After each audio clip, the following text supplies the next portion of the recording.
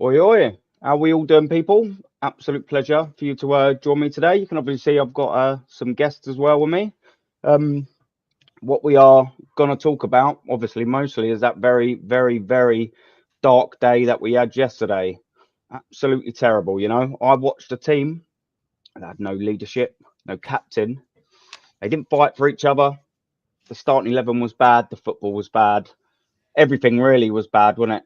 And it's absolutely devastating to see where we are. And with me, I've of course got Rachid and Jez to talk about it and hash it out. Jez, I watched your show with DJB and Kenny earlier. Absolutely fantastic. And for people, if you didn't, and I'm sure you did, go and give it a watch. They're always fantastic. He's done about 5 or 6 of them now. They're absolutely worth your time in gold. Jezza, how you doing, my friend? And what do you think of this? What's going on? Shout out your thing out and then, yeah. Well, yeah. Last night was a shambles. Absolute disgrace. No passion, no fight. And all I saw was a team that were basically looking to go on their holidays. Because today I saw a shit show picture of Mikel Arteta sat in the flight deck of the aeroplane that they're flying out to Dubai, at the controls of the plane with a smug, smirky smile on his face. Obviously, doesn't give a shit about what happened last night, nor do the players.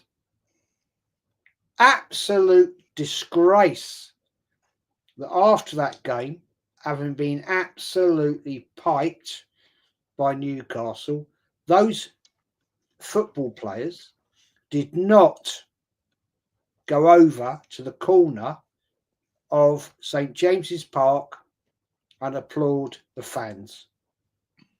Those fans have travelled 7, 8 hours by car, by coach, whatever,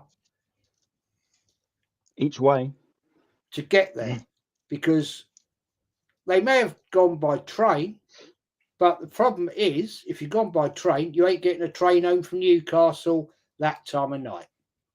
It was a disgrace, and that is an insult. If I'd have been there as an Arsenal away fan, and I've been there many, many, many, many times,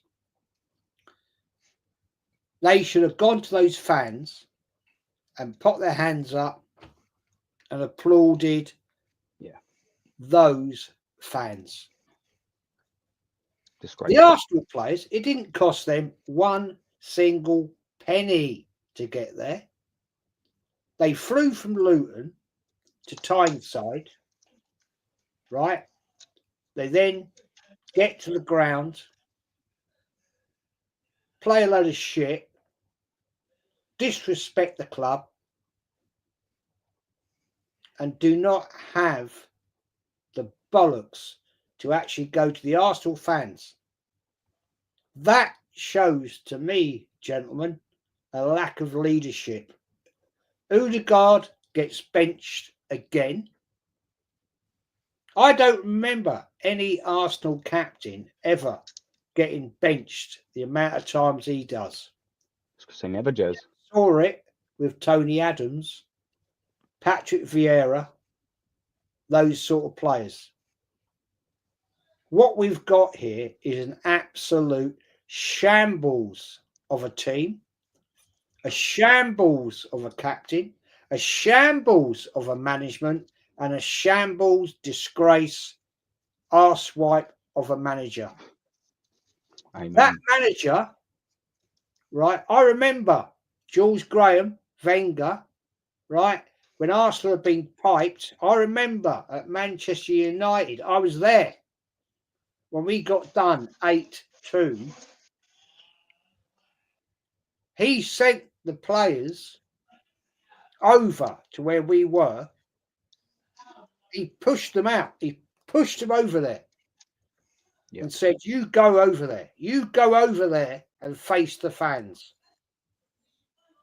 That is the difference, guys, with what we've got now. Arteta is a narcissist, arrogant prick. We saw again yesterday. He pushed a player back on the pitch when he was like, I've got a problem. This is what we have. This is what we got to live with now. Yeah. And it's only gonna get worse. That's the problem. That's exactly what I was just going to jump in and say, Jez. That's the biggest worrying thing, because you'll get everyone going, oh, yeah, I don't know what you're all whinging for. You know, we're still second in the league. We finished third in the Champions League. That's all well and good. We ain't going to win either competition. The real problem is it is going to get worse. Why is it going to get worse? Because it has been. Classic. Sorry to interrupt you. No. George H, who would you want to replace him? You tell me. I will name you 3 managers that I would want to replace him. George, you come in the chat, right? Give it the big one, right? You tell me. I'll tell you 3.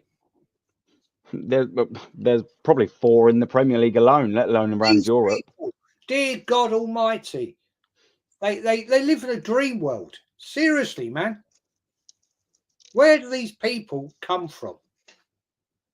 What do they see? What do they? Sorry, I don't want to take over your chat. No. Yeah, you crack on, mate. You crack on. But at the end of the day, you sit there, you talk absolute bollocks, right? And you just cannot come up with the answer, because you've never, ever, I doubt that guy's ever been to a game. I doubt he's ever seen us ever win a league, right? He's probably seen us win an FA Cup. Great. I love the FA Cup. I love it. It's my favourite competition. I grew up with it as a kid. My first ever cup final, right? 70-71, when we won the double. Yeah. What a year. Know, it's in my blood. And yet I have to sit here and look at these absolute twats that have no clue about the club. They have no clue about football. Yeah. And they sit there and will talk to me, right, about football. Fuck off. Sorry. Yeah, to be fair, George H as well. Do you know what I mean? It's quite a simple question. Who would you have to replace him? Drop it in the chat and we'll have a little talk about it. But yeah, the problem is if you're wondering why we should replace him, I'll tell you exactly why. Because it's been 5 years and we haven't won anything, George. This is a massive 3 problem. managers. Yeah. Ancelotti at the end of the season. Zinedine Zidane, Tuchel.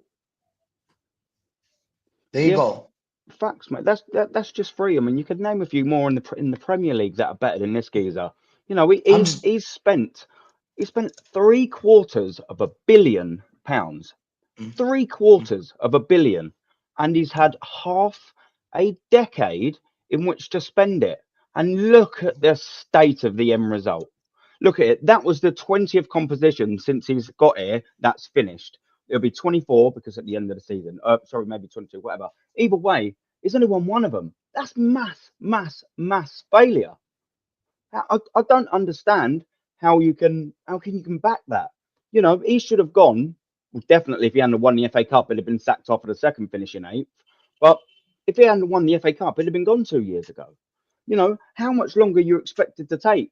Because everyone always says to me, oh, yeah, you know, but it's progress. So we've gone from 8th to 5th to 2nd, 5 points behind, to 2nd, 2 points behind. All right, so that's your logic. Well, let's flip the logic back round then and use the same against you lot. Well, now we're now we're more points behind 2nd.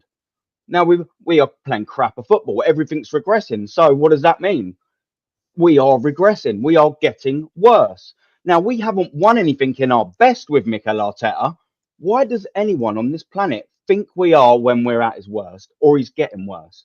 It's not difficult logic to grasp, people. It's very, very, very simple. He's been in 20 competitions that have came to an end, and he's won 1 of them, and it was the 3rd one, which tells you what? You've got 17 consecutive failures on your hands, my friends. and everyone's just like clapping. I've said this before a couple of times before I bring you in, Rachid. Sorry, mate. I've said this a couple of times. Last season, the final game against Everton. The thing is, Aaron. Go on, mate. Sorry to interrupt you. No. You, like I said, we're talking here, mate. Have you noticed that little melt has disappeared? Yeah, I was having a little scroll down just to see, because I'll happily engage with a geezer. Do you know what I mean? It was just, we're having a conversation. That's fine, but come on, come and show your face. Give us your argument. We're one of them warriors, isn't it? Little keyboards. They're double R, didn't they? Have a computer. Don't sit there and call us out, right? Don't sit there and make out the big large. I've been round this road way too many times in my life. I've been there, right? That little melt, right? He's never stood in the terraces. He's never been there. No. Right? When in the day when it was a day of when you had to stand up for your reckoning and support your club and call them out, that little fucking wanker, he's never been there.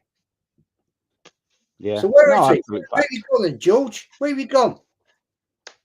Come on, let's come back and stand your corner, fella. Come and stand up with the big boys. You ain't got it. You ain't got the bollocks. And I'm fed up of listening to these arse-wipes all the bloody time. Rachid. Yeah, no, I don't blame you. But before I bring you in, Rachid, I'm just going to quickly just say hello to the chat. Thank you very much for being here. It's always appreciate, boys. Robbo, like and sub to this geezer. Yeah, big up, brother. Big up to you. Aces, big up, my man. Good to see you here. Anthony, I've started that question. We'll get into that in a little bit because there's something I want to talk about. We are so shit. Absolutely. Aaron De Niro. Yeah, he thinks a little like Robert De Niro from, I can't remember, was it Raging Bull? Yeah, I don't know what. That's one of Ant's. It's typical Ant. Yeah, poke the likes up. Yeah, that's it, boys. Don't forget, like and subscribe to the video, and same to these boys as well. They put out great content, so give them a like and a subscribe as well. Hendo, big up, Hendo. How you doing, brother? Always good to see you. All in the chat watching, yeah. And also we've got a bit of Dad here as well, man. How you doing, Dad? Yeah, even a gentleman. 11 comedians on the pitch. Yeah. But no one's got a joke. I know, yeah. Well, with the whole joke's the club, innit, from top to bottom. That's the biggest problem, Dad. But I'm just going to take a couple of these more, and then Rachid, I want to get you in, and I want to start off as well by talking about that disrespect and not clapping at the end of the pitch. That's a farce. Hendon, I'm so glad I don't spend a penny on seeing Arsenal anymore. Yeah, I know. Yeah, I'm sort of like that myself. Sold the West Ham game, of course. Disgusting. Sold that full time. It sold within a minute. 1 minute. After we got knocked out and humiliated 4-0 on aggregate by Newcastle, I sold my West Ham ticket and it sold within 1 minute. So there's people scrounging around that can't wait to purchase tickets for this fucking club, whilst we've just had a humiliating exit from probably the only realistic competition we'd have won. There you go. This is what we're dealing with.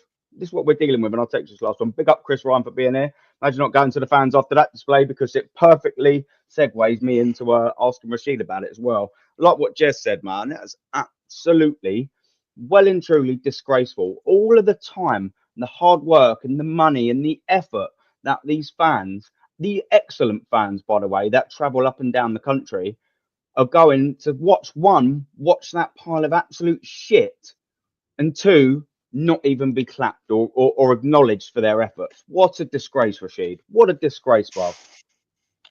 He's a disgrace himself. You know, when you think about it, this Arteta, he was upset that the fans were leaving when we lost last game, when we drew against I forgot who, but they were leaving the stadium, and he was like, "Oh, why don't you back?" So Arteta, you're trying to tell us to back a project of 6 years, 800 mil, 1 trophy. Do you really expect these fans to be happy about this? That's the thing. I don't understand if he lives in his own bubble or something like that. Like, I hate to burst your bubble, bro. You are failing. Arteta, you are failing at what you're doing. You look, it's the same thing all over again, Aaron, yeah? And I'm going to say it right now. Yeah, you can't. If Newcastle, if it was Tottenham, we'd beat them because they play a high line. That's basically it. So teams that play a high line, the system works. Or kind of.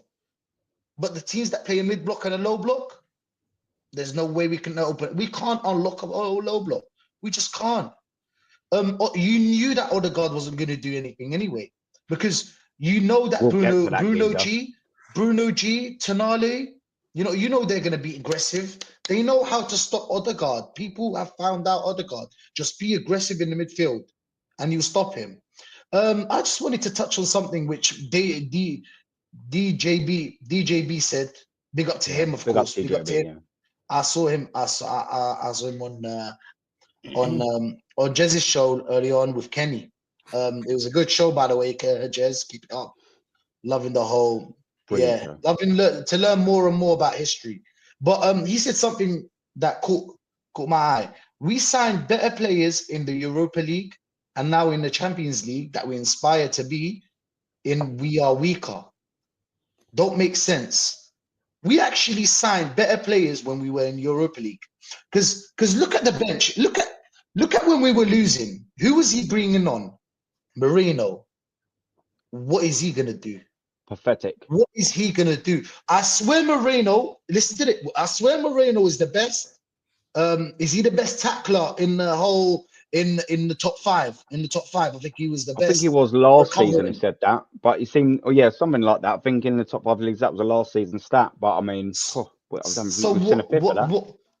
how would you think that this guy would help us score a goal? He's obviously a number 6. This Arteta doesn't make sense. Look, I'm losing for 2-0, actually 4-0.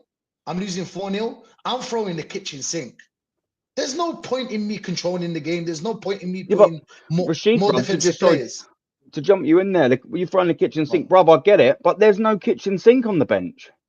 That's the problem. There's just clumpy submarinos on there. What if I tell you this? That's What if all I tell you on this? the bench, bruv. And whose fault is that?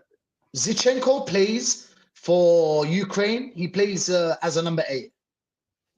He could have put him as a number 8, a left centre mid, and you know that Zinchenko can play the short pass. He's a tactical bellend. He won't do it. He's the worst in-game manager out there in history. It's too much for him to comprehend. To play him in his actual position is too much. Put Tini, go to a 3 at the back. We don't need to defend no more. We're losing 4-0, people. Okay? It can't get any worse. So put 3 defenders at the back. Put Zinchenko in the middle that can actually play a short pass, and you can unlock that low block that they have. Put Tini on the wing and put Ethan on the right. And then you might create some chances, because what were our chances really? They were long shots. Let's be honest. Yeah, I mean, apart from the Odegaard one, we will come to that in separately. But aside from that, and we've got a little segment on that, geezer. Don't worry about that. Yeah. That was our moment, people. I'm gonna be real. You know, when Odegaard missed that, I knew that the game is over, because that was our moment. We know that when we play against a low block or a mid block, we don't create enough chances. You know that we don't create enough chances. We've seen it before. Bournemouth, Brighton. People that play or teams that play against us with a low block, you know that we're not going to create chances, because all we do is just whipping the ball. It's just jarring. It's just jarring, guys. The thing is that Odegaard needed to step up as a captain and say, "Hey guys, I'm here." That's what a captain does. You bury that. He just smacked the ball. He didn't even think. Like a top player should. The thing is that he's got time, hasn't he? He's got enough time. If he's a world-class player, all the top gooners are telling us, you could probably have controlled that, looked up and then had a shot, as opposed to what he done. Yeah. Like what he done was just head down, Martinelli did, look down and just put his foot through it, and wherever it went, it went. And guess what? It didn't go in the fucking goal. And they haven't been. That geezer shooting has been we've got average players on high wages. Yeah. Or we can say good players, but not good enough to play for Arsenal. We've got them on high wages. Yeah. And then they expect us not to put anybody accountable. So they expect us to just be like, oh, you know what? We went for it. Let's go for it next season. No. Yeah. No. This was the season. I thought that we're going to win the Champions League in the 3rd year, like Klopp did. Next summer. How many next summers do you want? Come on. It's a fugazi. It's a fugazi. People, wake up, man. Joke. Wake up. It's a joke. Because guess what? Yeah, when he came in here in 2019, and we all recognise the team. We all knew the issues that we had in the team. We had aging, crap players on high wages. And there was this whole process of cutting their contracts, paying them off. Oh, that's all well and good. And now your process is, get young players in and out. Guess what? 5 years later and no trophies won. Guess what? We've got Marino, 29 years old, an absolute steaming pile of shit of a player. And he's not getting any better, is he? Let's face it. Oh, he's on 150 grand a week. Well, that's him done then. He's never going to leave, is he? He's not getting anywhere else. He's not going to a bigger team than Arsenal and getting paid 150 grand a week, is he, Marino? So that's it. We're stuck with that fucking idiot for another 3 years, 4 years. Oh, and guess what? We've got Kai Havertz for another 3 or 4 years as well. 285 grand a week. Well done. We've shackled ourselves and handcuffed ourselves again. Gabriel Jesus. He's just an injury waiting to happen on 200 plus grand a week. And then we've got Zinchenko, who he ain't going to leave. Why didn't he go in this summer? We don't even play him. 150 grand a week.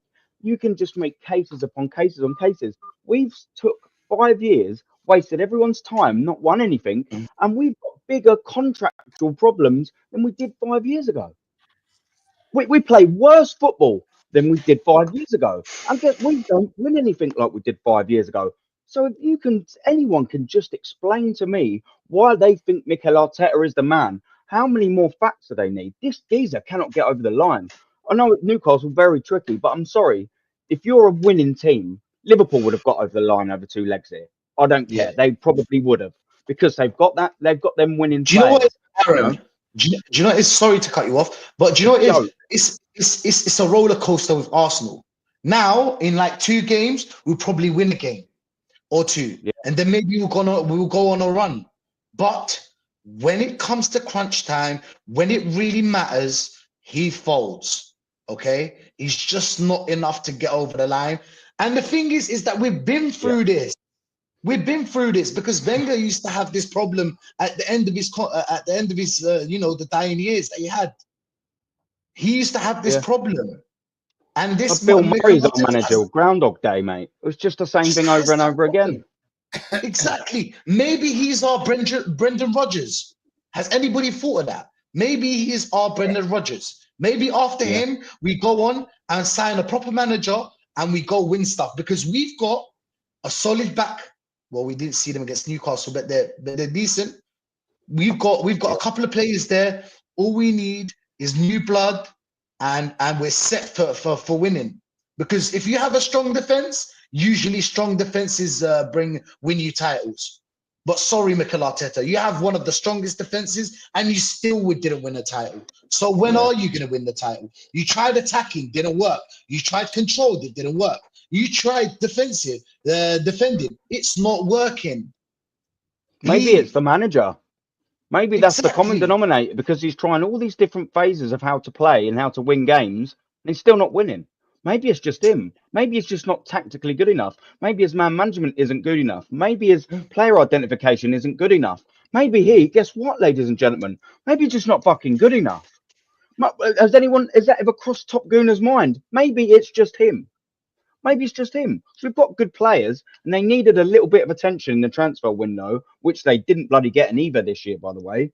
It's frustrating. Like these players should have still done something else. I don't want to bring you in on this, Jez, because we was talking about on Lee's last night about mentality and things like that. And I wanted to ask you this about Mikel Arteta and this team. That team out there had absolutely no mentality. There weren't a leader out there. There weren't a winning mentality all across that field in a red shirt. If he ain't instilled it into that team in 5 years, it's never happening, is it, Jez? No. If you can't get that word across into a squad that you've had for 5 years, if you can't get that across, it's not happening, is it, mate? No. And, how long do we have to accept abject failure? The man is clueless. Yeah. He has failed at his project, and it's now time to fuck off. Because at the end of the day, this bullshit, after last night, going out to hot weather training in Dubai, they should be going to fucking Siberia. Oh no. Not bloody going out to Dubai. They should be going out doing hard labour. These players are pampered way too much. I guarantee you, how many of those players are feeling bad about last night? Not what again, driving home in their Lamborghini or getting there, innit? Getting home in their One or Lamborghini two. to their mansion, yeah. Don't do They shit. couldn't give a toss. Couldn't give a toss. And the disrespect that this manager and management has brought into this club is the cause of the problem. And abject failure is also enhanced by certain channels out there, YouTube channels. And I call them out all the time. I don't care. I don't give a shit. Right? They are the biggest problem in the fan base because they condone failure because they'll always find an excuse. Oh, it was this. Oh, look, the grass was too long. Oh, it was wet. Oh, this. Oh, we go along with that. The ball, what is that all about? Wankers, admit the fact Arteta is shit, right? The team is shit. Most of them are shit, let's be honest. Most of them are. Yeah. I'd piggyback that prick to Heathrow Airport. I would. I'd just say, come on, don't worry about it. You hop on all the way back. Don't worry, I'll break my back for this. Come on you get, Mikel. Let's just go. Straight out, mate. Any way possible, any means of transport, I'd do it to get that geezer out of this football club. He don't deserve to be here. And he's lucky to be here in the first place. And how's he been given 5 years? I'll never know. Oh, wait, I do. It's because we've got a coward board in the Kroenke. He wanted 10 years. Josh is his little bitch friend. He was asking for 10 years, Aaron, in one of his press conferences. To protect his madness. 150 million he would have earned in 10 years. Oh my 150 million. Right. Yeah, but the thing is, we give him a new deal and no one wants him, no, Jez. I mean, this is what I don't understand, and this also transmits down to the players. It's not as if, he had 6 months left of his deal, and Real Madrid and Barcelona and Man City, are really pressurising this club, and they're like, yeah, we want Arteta. No, not even anyone from the Spanish B League wanted him, let alone Barcelona or Real Madrid. No one wanted him. It's just no one wanted him. So why are we like, oh fuck, yeah, we better give him 5 times more than what he's worth? And it transmits to the players as well. Martin Odegaard, Martinelli, they were all very average, very new. I think Martinelli was on 30 grand or maybe 60. Martinelli, Odegaard maybe 80. As soon as they had that one good season where we bottled that 8-point lead, they were given 180 grand for Martinelli and 240 for Odegaard. What are we doing here? You're giving them 5 times the amount of money on a pay rise. What was the narrative? What are they doing? No one fucking wanted them. No. In the summer, what was the narrative? He will be the next Barcelona manager. Get out of Why would they want a little prick like Mikel Arteta? This guy is an absolute arsewipe. He's a prick. He's useless. Jez, do you know what I don't understand? You give someone 800k to supposedly he wants to rebuild the team. That's what they told us. Oh, he's rebuilding. Oh, he inherited a shit squad. Oh, it was toxic. He got rid of all the players. He needs his new players. So after spending 800k, he ends up telling us that we have a thin squad. How can nobody look at that and say, well, that's your fucking fault, Mikel. That's your fault. Sorry to cuss. That's your fault. No, you do what you want. 800k. If I gave 800k to City, you'll see at least 6 big players. 6. Well, you've seen the proof. Ballers.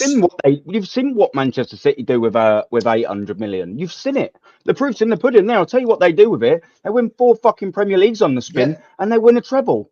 And amongst a whole host of other trophies. That's what they do with that. I'll tell you what we do. While we're paying for while we're signing Gabriel Jesus, we're paying for Haaland. There's levels difference between us and them. Absolutely levels. There's a good point that you say, Rachid. Yeah, sorry, one sec, bro. There's a good point that what you say is that I've lost my trail of thought. Yeah, yeah, go on. You carry on. I've lost it. I've lost my trail of thought. Oh, My fault. I'm Go on. sorry. You crack on, But bro. what? No, that's my fault. I'll tell you what, Aaron. Yeah. If there's one man in the chat right now that talks the facts, DJ. Yeah, man. Yeah, and we've got something up from him now. He's saying, big up DJ as well for being here, bruv. Always an absolute pleasure. What a legend. Go on, Jez. I'll let you go. Send him the link. Because I'll tell you what, that man. Send him the link because that man has got the facts. 100. I don't have his number. I'll 100%. Can you send him? Do you know how to do it? Have you got his bits? It's up to you if he wants to come on, DJ. Obviously, more than welcome, geezer. Yeah, I'll send him the link if he wants to come on because this Yeah. This Yeah. guy has the fucking Give us facts. 2 seconds. I swear down. DGB, hey, DJB, 100%. I've been listening to him, but talk until he's here. Talking about how Arteta spent all this money and has a thin squad. Our pool as well is not that strong. We only pull players that are average or above average players. We're paying top-notch pounds for average players. It's just a disgrace, you know. It's just a disgrace because if you take that money and put it in Klopp's hands, he would have won way more than what he won. What he's already won. It's just that we need a thin squad, Aaron. It's crazy. It's crazy to just think that we need a thin squad. Now we need a rebuild after a rebuild. 2.0, mate. Rebuild 2.0. It's absolutely embarrassing how we get ourselves in these positions. Like, what we're doing here. Like, I don't understand how we haven't learnt from that whole mess that we got ourselves into 5 years ago. And what do? We created this big old fanfare where people are like giving it all of that to Mikel Arteta, and we're just in a bigger mess. Because this is the problem as well, yeah. So you could fast forward us and I said this last night, you could fast forward us about 6 months, yeah. In 6 months' time, there is a very, very, very realistic reality that we have no Saliba, no Gabriel, perhaps not Saka next year, but you know, maybe players of that sort of quality within our squad ain't here. Okay, so that's obviously devastating when you're losing excellent players. But that isn't just part of the long-term problem then there lies, is replacing them. And look at our talent ID. Look at our last lot of signings. They are shit. They are terrible. So the thing is you might only have Saliba for one more season, but then when he fucks off to Madrid inevitably, who are you going to get in? You're going to get in the severe downgrade on him, and then you're going to be stuck with him for 3 years. We could be in a very, very, very bad sort of spot in, you know, this time sort of next year. Yes, it could be sort of different, but equally, I just don't think it will because the trajectory that we're already on ain't a good one, people. It just ain't. Jez, I don't know if you've sent DJ the link or anything like that. I don't know if you was. I could put it in there. Put it in the chat if you haven't, Jez. I don't know. Let us know. I'll send it to DJ. So. All right. Yeah. Sweet. Aaron? Yeah. Sweet. Yeah. You need to shoot, didn't you, Rachid? Yeah, I got to go. This is my last day in Algeria, so I have to spend a bit of it with my family. But yeah, of course, man. You should let us know, bro. You know what I mean? You didn't have to come on, bro. No, I had to. I love you. I just love the whole. I love being here. You know, talking to Ches, you. I don't know, Northside, DJB. I've been with as well. Normski, everyone really, of course, man, like everyone. It's just nice to meet these guys because when you go to games, you don't usually meet what could I call them? Realistic people, realists. You don't meet them. You don't meet them. Trust me. So I'm fighting all the time, and we're trying to explain to each other how this manager is gonna fail again until there's a point where like they're gonna be enough is enough. But then we wouldn't have a team, so we need another manager. And then he gets a lot of years under, we've got a shit squad. We need to rebuild. So it's always a rebuild after a rebuild, unfortunately. But yeah, it's a roller coaster. Anything. Never complete the puzzle. Never complete the puzzle. Never. Yeah. Unfortunately, that's it with Arsenal. It's a roller coaster. So until then. Yeah, they go in Dubai. They think that that they're gonna do what they've done last year and win a couple of games. Listen, you win the games, Well done. But what did you win the war? You won the battles, yes, not the war. Yeah. But yeah, big up everyone that's locked in. Big up the whole chat. Big up Jez, of course. Big up Godfather. Big up Aaron. Thank you for having me on. Always a pleasure, man. And like I said, for the fact as well, bruv, you know, that you had your family there, it's your last day, man. You should have just said you're busy, bruv. I'd have, you know, totally understood, man. But thank you very much for coming on. It's all right. You're always all right. bloody welcome. Thank you. Love. Nah, of course, bruv. You know that, mate. You're top man. geezer. And go and follow Rachid as well, man. His link should be in the title. Let me just add Ozzy to the stage there. Let me just get as well some of the chat. Sorry, boys, we've just been going off in a little bit of one there. So, Ozzy, you're in on two. I don't know why. I don't know. Right, yeah, let's give us 2 seconds. Yeah, so DJB, big up DJB. It said we signed better players in the Europa League. Now in the Champions League that we aspire to be in, we are weaker. Don't make sense, boys. Smash the likes up and sub. Big up, brother. Yeah, mate. Do you remember the tagline that we sort of we heard the Kronkis say? Literally, again, we're going to keep going back into 2019 because it's a really relevant year. So they were said, oh, you know, we've got a Champions League squad it was a Europa League squad on Champions League wages.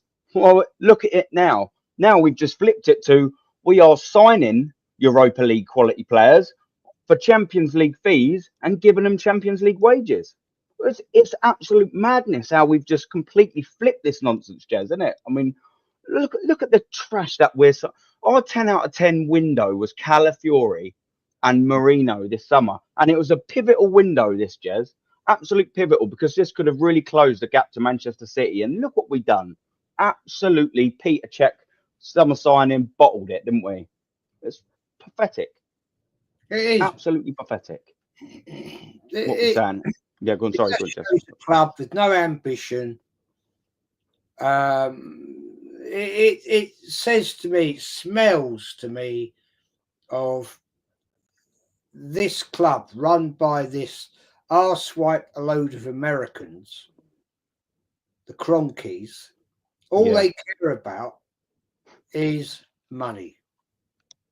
Yeah. They don't care about ambition. They don't care about achievement. They don't care about trophies, because they employed this fucking idiot manager. But the problem we've got is a fan base that wank over him. Why?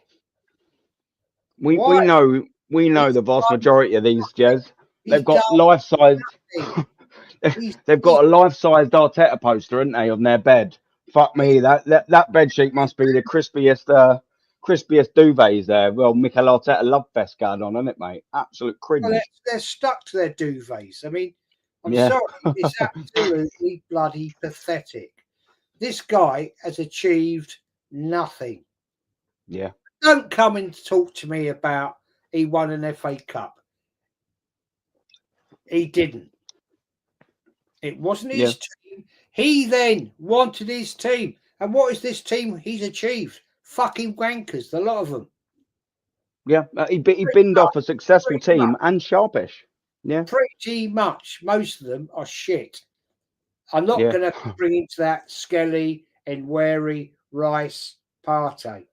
They are probably the 4 key players and Raya that we've got. The rest of them are a pile of shit. Well, yeah, this is what DJB's saying as well. You know, history don't show you win leagues with a striker. It absolutely does, mate. You know what I mean? I agree with you. 70% of our players ain't good enough. I wanted to get this up, we'll just quickly run through it to just sort of demonstrate how poor this squad is. So bear with us just for 2 seconds, because it's just not good enough. Right, let me just give me 2 seconds here. Right, yeah, that's up right now. Bear with us just for 2 seconds. This is his signings. Let me just date it back, right? So it now should go from his first signings. Give us 2 seconds. There's 2 pages of crap. Exactly right, people. There's 2 pages of crap. Look at what we've gone through. Right? Look at what in 5 years your manager top gooners is signed. Pablo Mari, Cedric Suarez. And then they were that good, apparently, the first time. They fucking re-signed them again in the summer. Willian, Gabriel Magalhaes, fair dues. Runnison, pathetic. Thomas Partey, shame with injuries, but yeah. And Matt Ryan, you know, weren't really here for too much longer, but you're still just already, and that's just a little snippet of page 2, getting at the crap that we've signed. Martin Odegaard on loan didn't really do anything, really, did he? Let's face it. But they re-signed him again, of course. Nuno Tavares didn't really give him a chance. Albert Akonga. Ben White signed him as a right back, signed him as a centre back, and got lucky the fact that he's a right back. Aaron Ramsdale, that didn't last for very long, did it? Re-sign Martin Odegaard again, give him a pay rise, and now he can't score or assist for love nor money. Madness. Oh, look, Tomiyasu. Who? When was the last time he even played? No idea. Austin Trusty. Marquinhos. He was a free signing. We thought we'd sweeten him over by giving him 3.5 million. Pathetic. Matt Turner. Pathetic. Vieira. Pathetic. 35 million, and a year or two later, they've just loaned him back to the same club for a season. Pathetic. Gabriel Jesus. And look, Alexander Zinchenko. Oh, yeah, they'll bring the mentality. Didn't win anything. Now we're stuck with both of them. Pathetic. Leandro Trossard. Yeah, he came in. He'd done all right. And then Arteta, for some reason, binned him, even though he's an off-form player. Now he blows hot or cold because, like the rest of them, he's uninterested. Yeah. Kivior. Pathetic. Jorginho. Pathetic. Has the odd decent-ish game every now and then. Kai Havertz. Pathetic. And we'll get into him. I won't say too much on him. Pathetic. Urian Timber, not a bad signing. Declan Rice, massively overpaid, but yeah, David Raya's not been too bad. Calafiori this summer, nowhere near good enough. He's got Andre Santos vibes, being beaten 1-on-1 like that. Mikel Submarino, because he's got the turning circle of one. Absolute disaster. Raheem Sterling, pathetic. Neto, absolutely pathetic. Jez, this is what I'm saying. This is all of them players that we've got here, mate. Who's there? Who's there that you'd actually go? More DJB saying 70%. It's probably more like 80, 90%. They're shit, Jez. And we spent $750 million for that. There's nothing. There is nothing there at all. And how are we supposed to win something with that, Jez? I chatted last week when the great George Graham team, and we compared it to George Graham's, to the Wenger, blah, blah, blah, blah, blah. We had 45 players. 45 players. 2 players for every position. What have we got now? We haven't got that. And yet, I think we've got 20, haven't we? Yeah. Arteta came out and said we've got a weak squad. Well, who the fucking hell's fault is that? Well, you can't blame the manager, though, Jez. You're not allowed. You've got to blame everything else. You've got to get your Barney Stinson's playbook, that thick of excuses. What one is it? They're flicking through chapters going, oh, what one shall we use today? What's the excuse for pathetically bowing out against Newcastle 2-0 today? Flicking through. What excuse shall we use? It's embarrassing, Jez.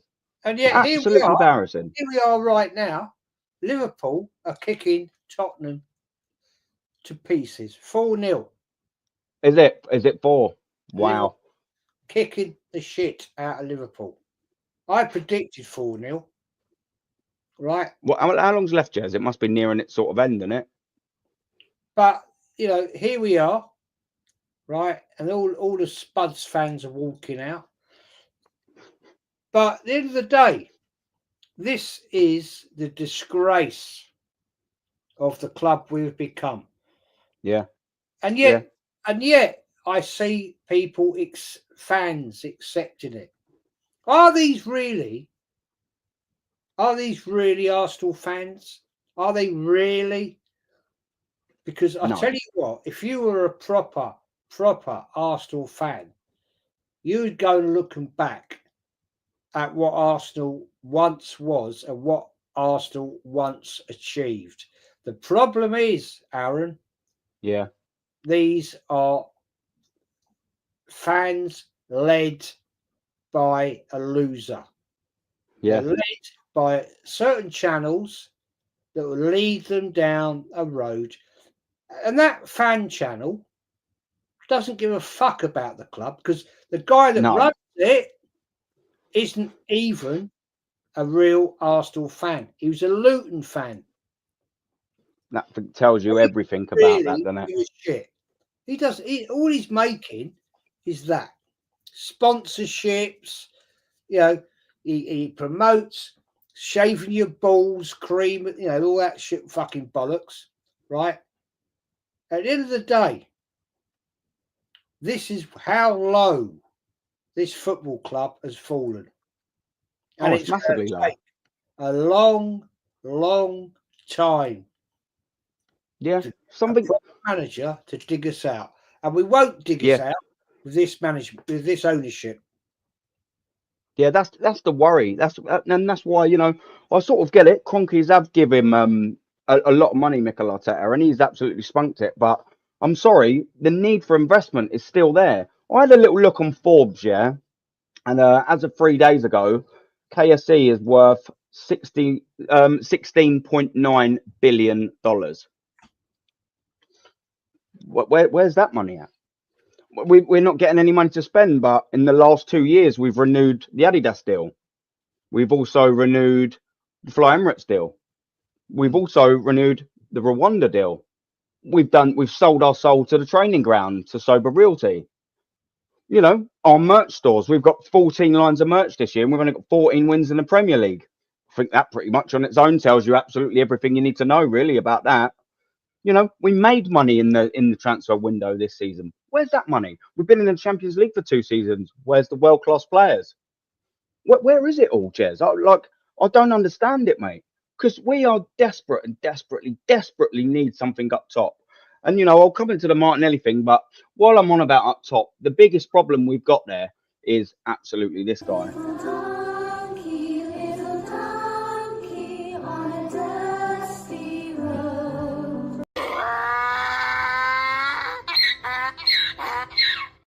If there ever was a player up top for Arsenal that can't finish a wank, it's that geezer. He infuriates me. And do you know what? I thought he couldn't even get any worse. Look at him yesterday, just throwing himself into people, rolling around on the floor, laying down. What a disgrace he was yesterday. How are we supposed to win anything? Now, you was having a fantastic chat earlier with DJB, who's actually is here. Big up, DJB. Big up, mate. Big up, guys. Thank you for having me on. Thank you very much. Big up, Jess. Big up, mate. I was literally just going to say, you was having a good conversation on Jez's show earlier with Kenny, and you were basically saying about the strikers, and the need for a striker. Now, let's just get this right. Look at Blackburn when they won the league. Shearer, Sutton. What about Manchester United then in the early 90s? They had Eric Cantona. Then we had Arsenal winning it. We had Dennis Bergkamp, Ian Wright, and Nicholas Anelka. Then Manchester United went and got, they had Andy Cole anyway. Then they got Dwight York and Sheringham and Solskjaer. And then we won it again with Kana and Wiltord and Thierry Henry.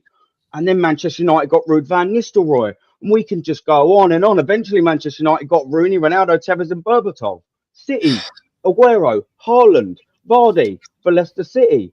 You know, Chelsea, they had Didier Drogba, they had Hernan Crespo, they had Diego Costa. It's almost like you need a striker to compete and or win the Premier League. And we haven't had one for 4 years now.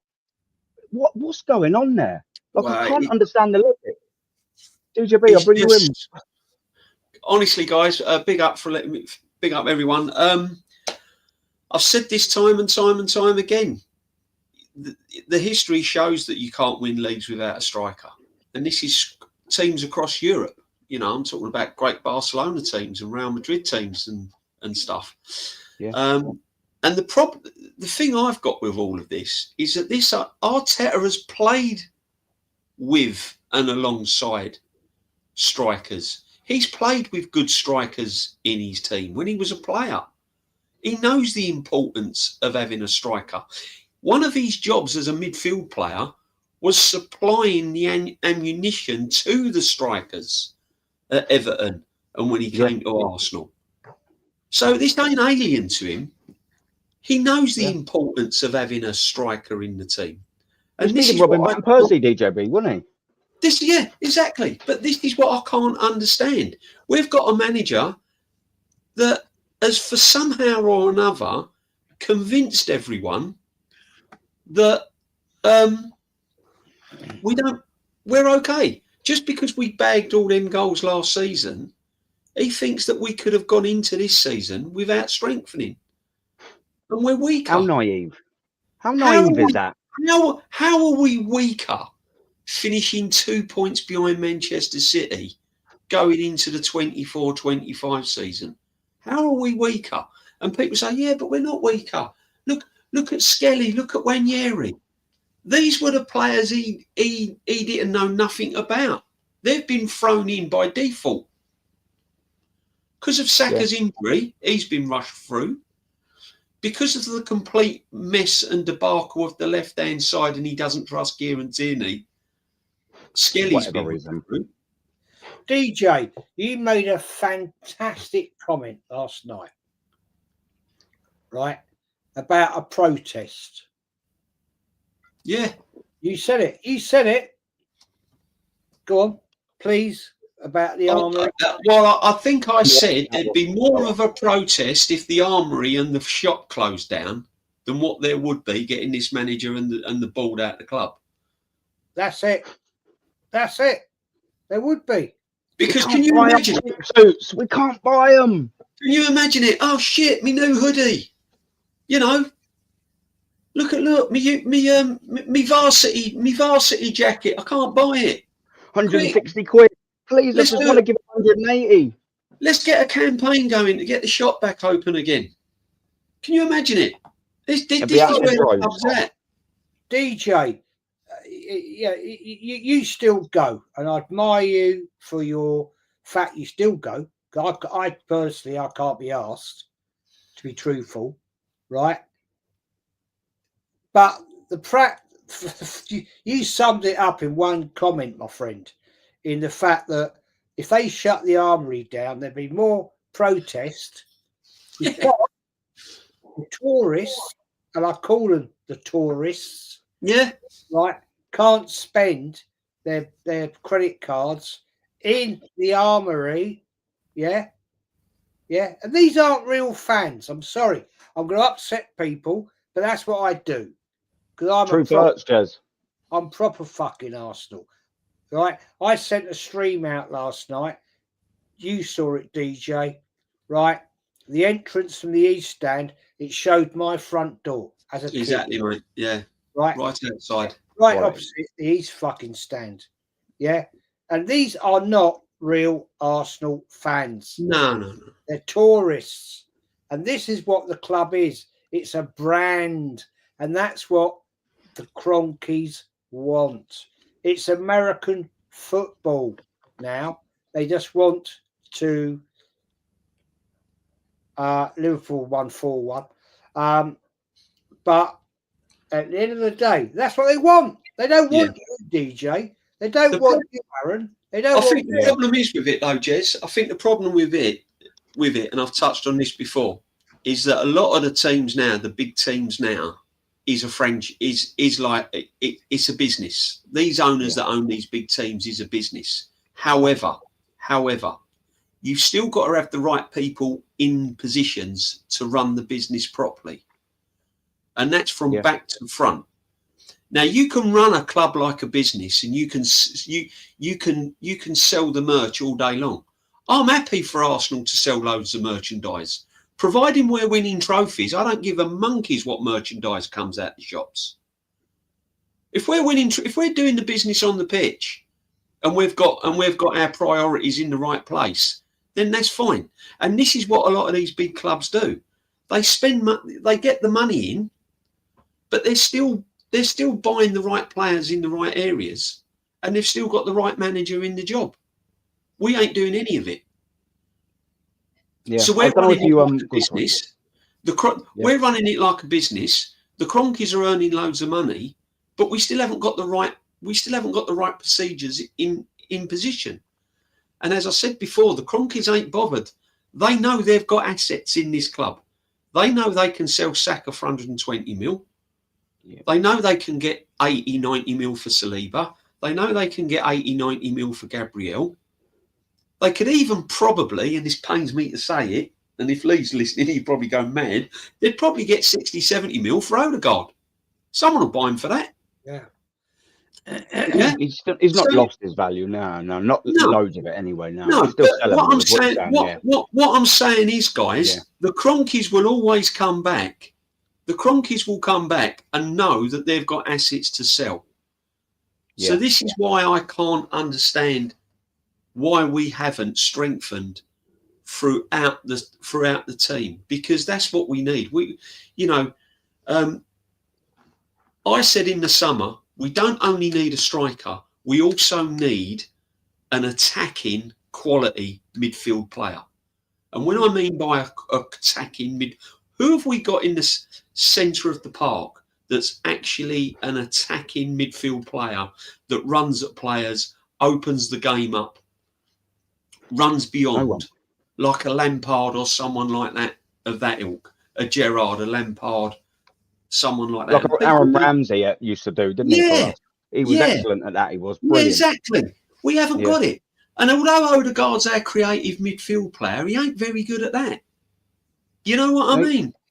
So he's not too bad at playing the pass before, is he? But when it comes to, the crunch, he doesn't make that pass. The decisions. I mean, you saw it yesterday when he had the actual opportunity. Just like what Kai done at 2-0 for Man City, where he scuffed it wide. Odegaard had that game-changing moment, and he's just got his head down, put his foot through it, and it obviously has just gone completely nowhere near the goal. Well, he hit the outside of the post, but from there, it's a mile off.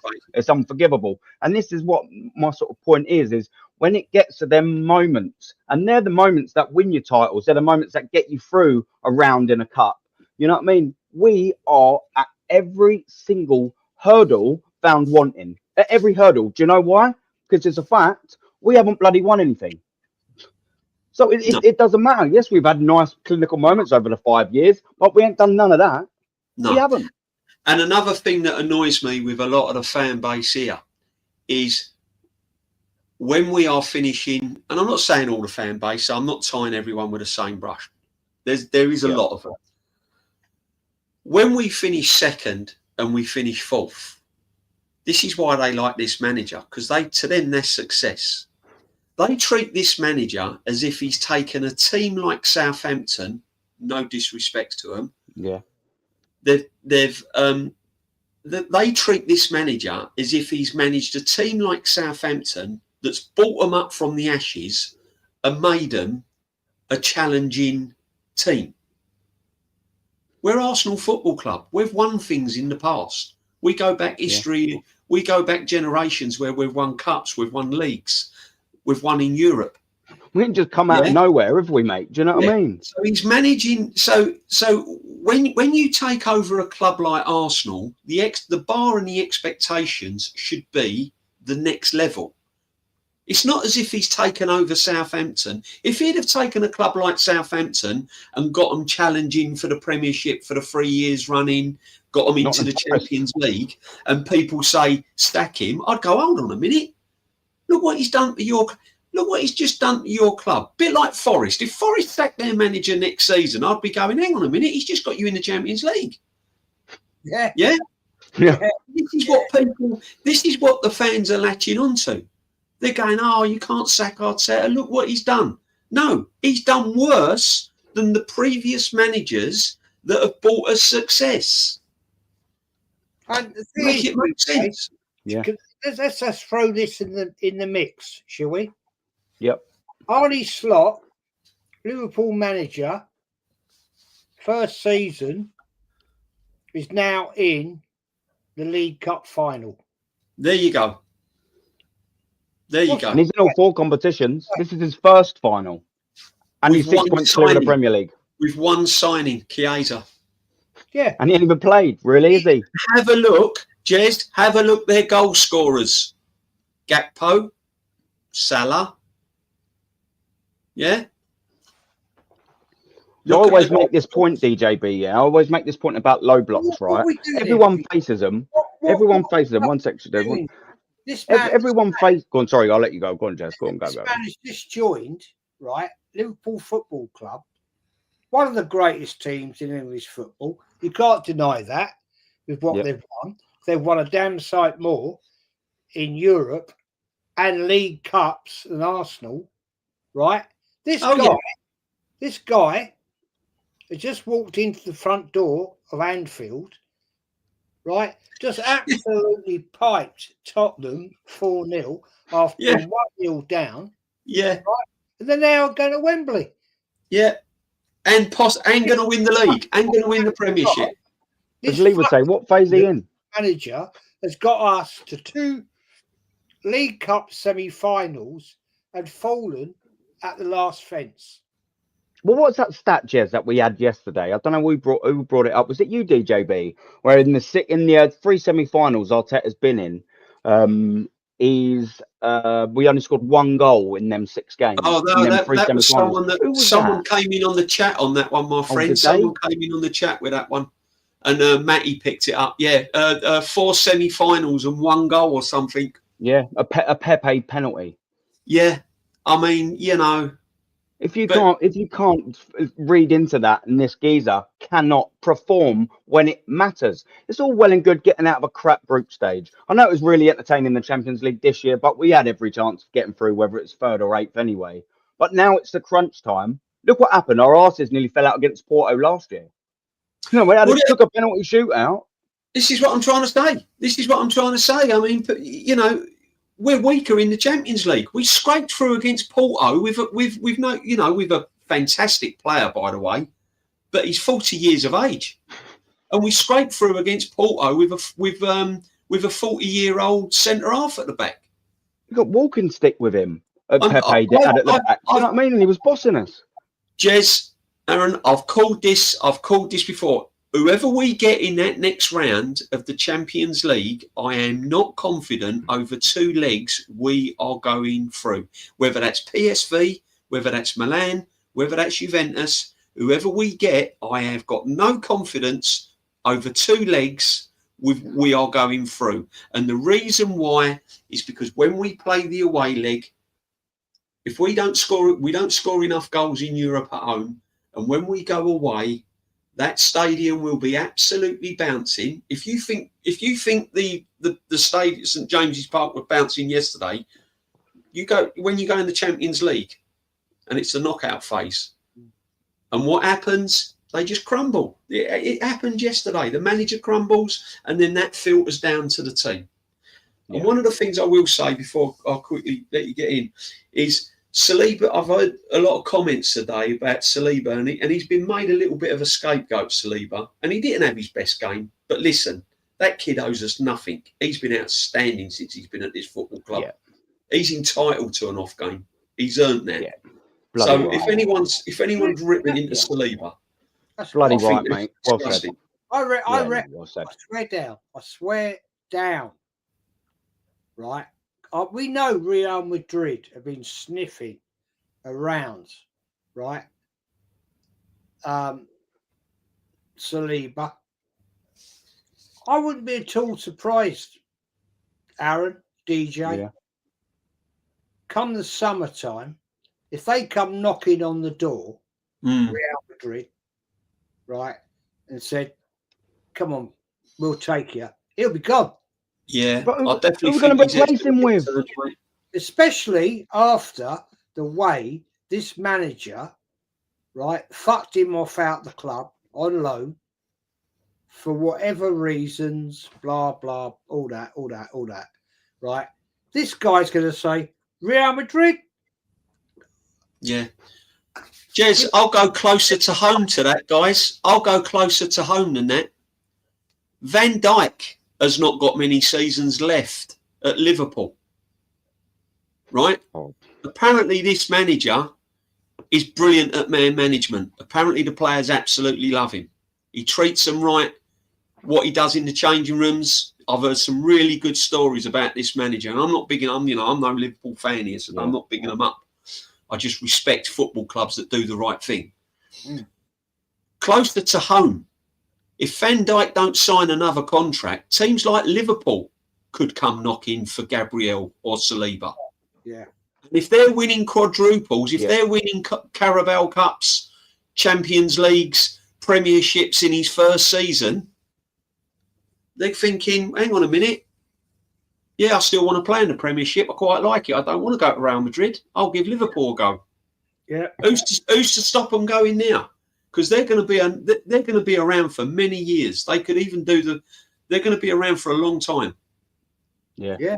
Yeah, 100%, mate. Do you know what? It's sort of a worrying thing when you start thinking about things like that, where he could make a move into the Premier League. And sitting there thinking, well, he's already come out and said, I am not one of the best defenders in the world until I win something. I'm so sorry, Bill Saliba. I want you to stay here and retire here, mate. But under this manager, if you ain't winning anything, you just ain't. And that yesterday was proof. And it weren't even just one attempt. We had 2 attempts and we were pathetic against Newcastle. And we went out with a whimper. We didn't even just give it a go in the second half. It was pathetic. I was looking at 2 soulless, careless individuals that couldn't give an absolute toss about that badge. Couldn't give a toss about it. No, and you know that they didn't, because they put that performance in. They could have run their socks off. And even at the end, even if you did get smashed, they could have still put the effort in, and not even to do that. And we've covered that already, but not even to do that at the end, where people's travelled and stayed overnight in coaches and things like that after they've gone to work or whatever they've done. They put significant effort into their lives, and you can't even just go up there and then bloody acknowledge them. You absolute every single one of every member of Arsenal club that was involved on that day on that coach. You should be ashamed of yourselves. But this is where we lack a leader, because back in the day of Tony Adams and Patrick Vieira, the manager might have effed off down the tunnel, but the captain would have got hold of those players and dragged them to the away fans. Right. So do you reckon Vieira would have had that? Can you imagine Tony Adams and the players not thanking the fans? He would have dragged every single one of them. I've dropped the link to Gracie May. She wants to drop in. This is what gets me. We haven't got a leader on the pitch, and this is what affects the games as well. Because you can have bad. Listen, I have no problem with Arsenal having an off day. I have no problem with Arsenal having a bad game, because that's football. You have your good games, you have your bad games. You're not going to compete at top level football and play week in, week out. Even the Invincibles had a hot off day when they drew a couple of games, you know. So you're not gonna play at the top level all the time. However, you give yourself the best chance possible to compete.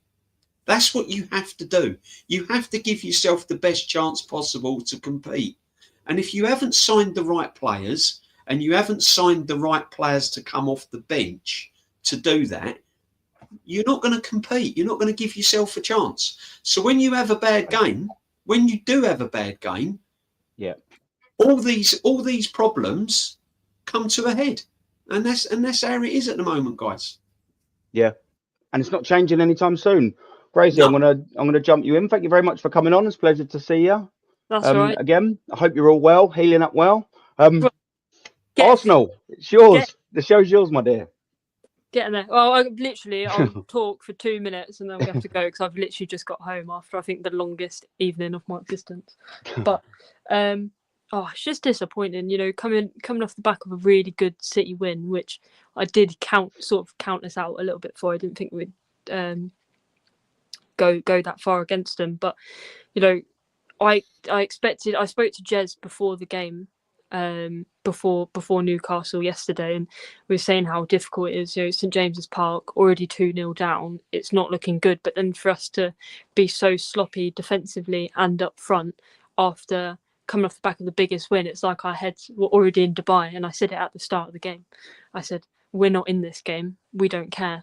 And you could tell we didn't care, because you look at our performances in the Premier League, and then you look at our performances in things like the Carabao Cup, and they're two different teams, but it's the same team. And it's just that mentality of, we don't want to win this, so we're not going to put any effort in. Our focus is the Premier League and the Champions League.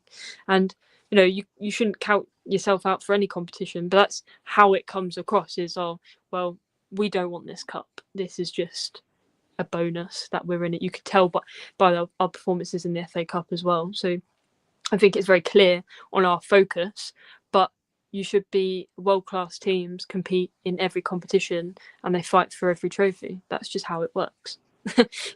Just because you don't see Liverpool just pushing for the Premier League. No, they're pushing for everything else as well. So, it's annoying. We're out of all our domestic cups and now it's the Champions League and the Premier League. But we can't be putting performances like that in, because it's just, at the end of the day, it's gonna bring down that team We're morale. seeing too many of them, aren't we? These type of performances. That's the issue. It's seeing too many of half-assing it and just expecting to win, or it's like we already expected to lose, coming off the bat. So we didn't bother. 2-0 down. They've probably gone into it thinking, well, probably not going to win this. So why put everything we've got? And now we're stuck with more injuries. That's it. Yeah. Because we're not playing well. This is where mistakes happen. It's where injuries happen as well. We're getting bullied off the ball because we're not trying. So we're down more and more, and our team's getting thinner and thinner, and we've signed nobody. So we've only got ourselves to blame at the end of the day. I don't care who we're going for in the summer. Try go for them now. What's the difference? Or we might get a bit cheaper. Well, if you want to win, spend the money. Everyone else does. So, we've got plenty of it. So let's use it and crack on. I mean, what are we now? We're 6 points behind Liverpool. Yeah, with that game in hand, isn't it? With a game in hand. So we're literally counting on them to drop points and counting on ourselves to win games. We can't afford to lose or draw now. It's like crunch time. It's that point in the season where you're either going to make or break your season, and you can see that in other teams. Forest looking sharp. You've got to watch out for them. Liverpool are having a great season, so it's just fortunate that City aren't having a good season. Otherwise, they'll be right back up as well. But they can creep back up. They're not going to win the title, but it doesn't mean they're not going to fight for places. So see what happens, really. Yeah. I've just put the link in the chat just quickly if anyone else did want to jump on. You want to welcome? I don't know how to pin it, but go on, boys. I just wanted to say, Gracie, the man up just above you there is DJ, right? His family were in Avenel Road. Your granddad and parents were in Gillespie Road. Yeah. Right. So there's a big link up because my sister knew his Linda, right, in Avenel Road. My auntie. His auntie. So there's every chance that your granddad, who lived in Gillespie Road, knew his family. Probably. It's a small world. It's a small world, guys. Yeah. Small world, and we're all red. Can I just say I've got to go, guys, because I've got to do loads of paperwork. I was on with Jez, but Aaron, thank you very much for the opportunity, and I'm always willing to support your channel, mate. Hello, Normski, total legend. The worrying thing about it is now, Gracie touched on it with the injuries. Is we've got Martinelli out with a possible hamstring. I've heard that he could be out for sort of 6 weeks. So again, we're only another injury away for complete and utter disaster. This squad is so thin, it's unbelievable. And there's no strikers in place now. So all we're going to be doing, I believe, is just seeing the season out, just running the clock down.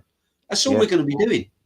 The games are going to come and go, and we're just going to be running the clock down. If Liverpool beat Everton, they're 12 points clear.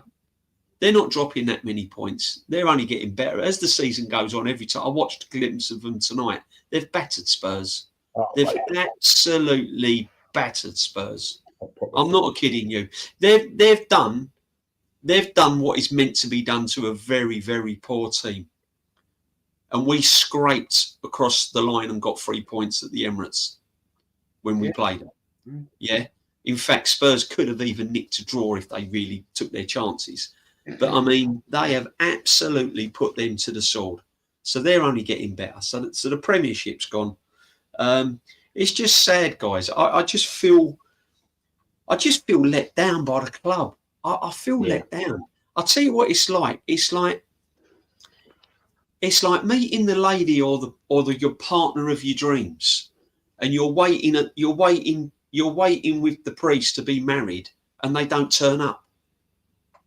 Do you know what I mean? It's just like you just think, hang on a minute, what's going on? Do you know what I mean?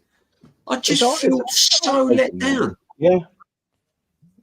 It's crazy. But anyway, guys, thank you very much. Appreciate it all. Legend. Love You are to miss Gracie. more than Thank you. Normski, legend. Sorry, mate, I've got to bounce. I'm not Don't being worry, rude. mate. Don't worry, mate. Aaron, Yep. as I said, if you get the number off of Jez and that, if ever you want me on, if I'm around, I'm willing to help. Yeah. Platforms care, like guys. this are always welcome to you, brother. You know that, mate. Yeah, top man. I'm gonna Top bounce legend. as well. Yep. You big I'm up, my off out dear. as It's always well, good 'cause to I see need you. get out of uniform. I'm sick of it. Keep the faith, guys. Keep the faith. Take care, guys. That's all we can do. That's all we can do. Okay, mate. Take care. Cheers, Take care, Jez. boys. Take care, mate. Bro. Normski, Yes, my friend. let's bring you in, my friends. You've been waiting there. Yesterday, man. Just round it all up. What did you Listen, think of that absolute crap, brother? I'm recovering from yesterday, mate. I was absolutely knackered. When I went to work, mate, and I just kicked all day, basically. But it had to be done. You know what? We need the therapy, mate. When you see the way we played yesterday, you need to get it out of your system. And there's a lot of stuff, that's going wrong with this club. And unfortunately, we know the story. We know what's going to happen. We go and lose the game, and then the PR process machine kicks into gear. So here's Exhibit 1. Can you see that? Sort of. Yeah. You see him? Can you see him? Can you see that? Okay. Yeah. Who's that? Gabrielle, yeah. So look, no. See this. So who's that? Who's that? That's Gabriel, isn't it? Yeah. And who's this? Bakayu, yeah. Obviously gone, obviously. And I think they included Ben White as well, Yeah. Oh, yeah. They were walking to the thing. But what you got to understand is about the old subconscious. Yeah, Aaron, it's about the subconscious because they put this out there now to give you the feel-good factor. Oh, Saka is on his feet. He's going to Dubai. Yeah. They're going to start pushing the narrative about him, possibly coming back, in March. You know what I mean? Because he was, Arteta was questioned about it. He says he doesn't know, but he's going on the plane. We was told, and doctors that have dealt with this kind of injury have said, when did he get injured? Was it sort of like December? I'm just trying to think of when he got injured. They were saying it's there or thereabouts, isn't it? Right. So late, they were saying 3 to 6 months. Okay, so you're going to take time to recover. So if that's December, January, February, we're looking towards the end of the season. But because of the situation with the injuries with Martinelli, we're dropping like flies now. And as we talk about internal solutions, and it's a great IT company. So everybody wants to, if anybody wants to know about IT, well, listen, internal solutions, guys. Mikel Arteta is your man. And he's going to have to coach his way out of this. I mean, tonight I watched Liverpool against Tottenham, and it was men against boys. And if you think that we have any chance of catching this team, you can forget it, mate. Yeah, because the football that these guys play, total efficient football, they progress the ball from back to front. It's not complicated. When they play football, there's no complication. It's a well-coached, well-drilled side. Yeah. Sorry. And for me, Arne Slot, we're going to ask the question, what phase is he in? Yeah. What phase is he in? Do you know what I mean? This man is in no phase. The only phase he's in is that he knows how to coach a team. He's taken over a quality side. And we have this notion or narrative of, from people that, our Slot has taken over a world-class team. Yeah. And I keep throwing it back in their face. Well, 2 seasons ago, we was finishing above them. So how comes they weren't world-class then? Yeah, because we always like to move the goalposts to suit our narrative. Or when I say our narrative, you know what I'm saying. Yeah, exactly. Just another excuse as to why we can't go any further than what we can. Second place is that's what it is. Second place is where we are at. Yeah, and the hierarchy are happy with that. They're happy with us finishing top 4 as long as they get their money. You know, you've seen the stuff that's coming out from AFC stuff, you know, concerning Jason Ato, that, you know, this guy, he looks like he could end up getting the job. Yeah. You know, they're already talking about the summer. They're already talking about, you know, they're looking at certain players and whatnot. This is what happens, because what they want you to do is forget about what happened, that disgusting display that we saw the other day. Absolutely disgusting display. Yes, it was yesterday. Yeah. You know, these guys, yeah, their heads was already in Dubai. Yeah. And they have the cheek of it. Yeah. You know, you got hard-earning people going up to Newcastle. They probably didn't get back to the early hours of the morning. And the next day, these guys jumping on a plane. And you mark my words, they're going to be pushing out the PR machine, yeah, to bring that feel-good factor. Oh, 100. I'm surprised they've not gone there with a new line of merch, another new one on there, just so they could get. Yeah, oh, but they probably have, yeah. That's what it's going to be, mate. You know what I mean? But we got, as fans, we you know, we got to see through all of this rubbish, yeah. The stuff that the media puts out, you know what I mean, because they work closely together. Sky, the whole lot of them, they're all colluded, you know, colluding together on this. And the thing about it, because we're pointing it out, yeah, they don't like to hear that. They'd rather have their heads in the sand. If you challenge them on that, you know what I mean, we're termed as negative fans. Do you know what I mean? We're just speaking truth. As I said last night on Lee's stream, yeah, everybody on this panel, if Arteta goes and does the unthinkable and goes and wins the league, are we going to turn and go, oh, I'm not happy about that? No, we're going to be, listen, mate, I'm going to be cheering to the rafters, mate. So, you know, nobody's going to tell me how I can celebrate. Nobody can tell me I'm a flip-flop or nothing like that, because I've kept it. What I'm sort of saying, at the end of the day, if he proves me wrong, if he proves Jez wrong, he proves you wrong, he proves Lee wrong, and whoever it is, he proves us wrong, then we just hold our hands up. No problem. Everybody's exactly. Do you know why? Because we're fully grown adult people.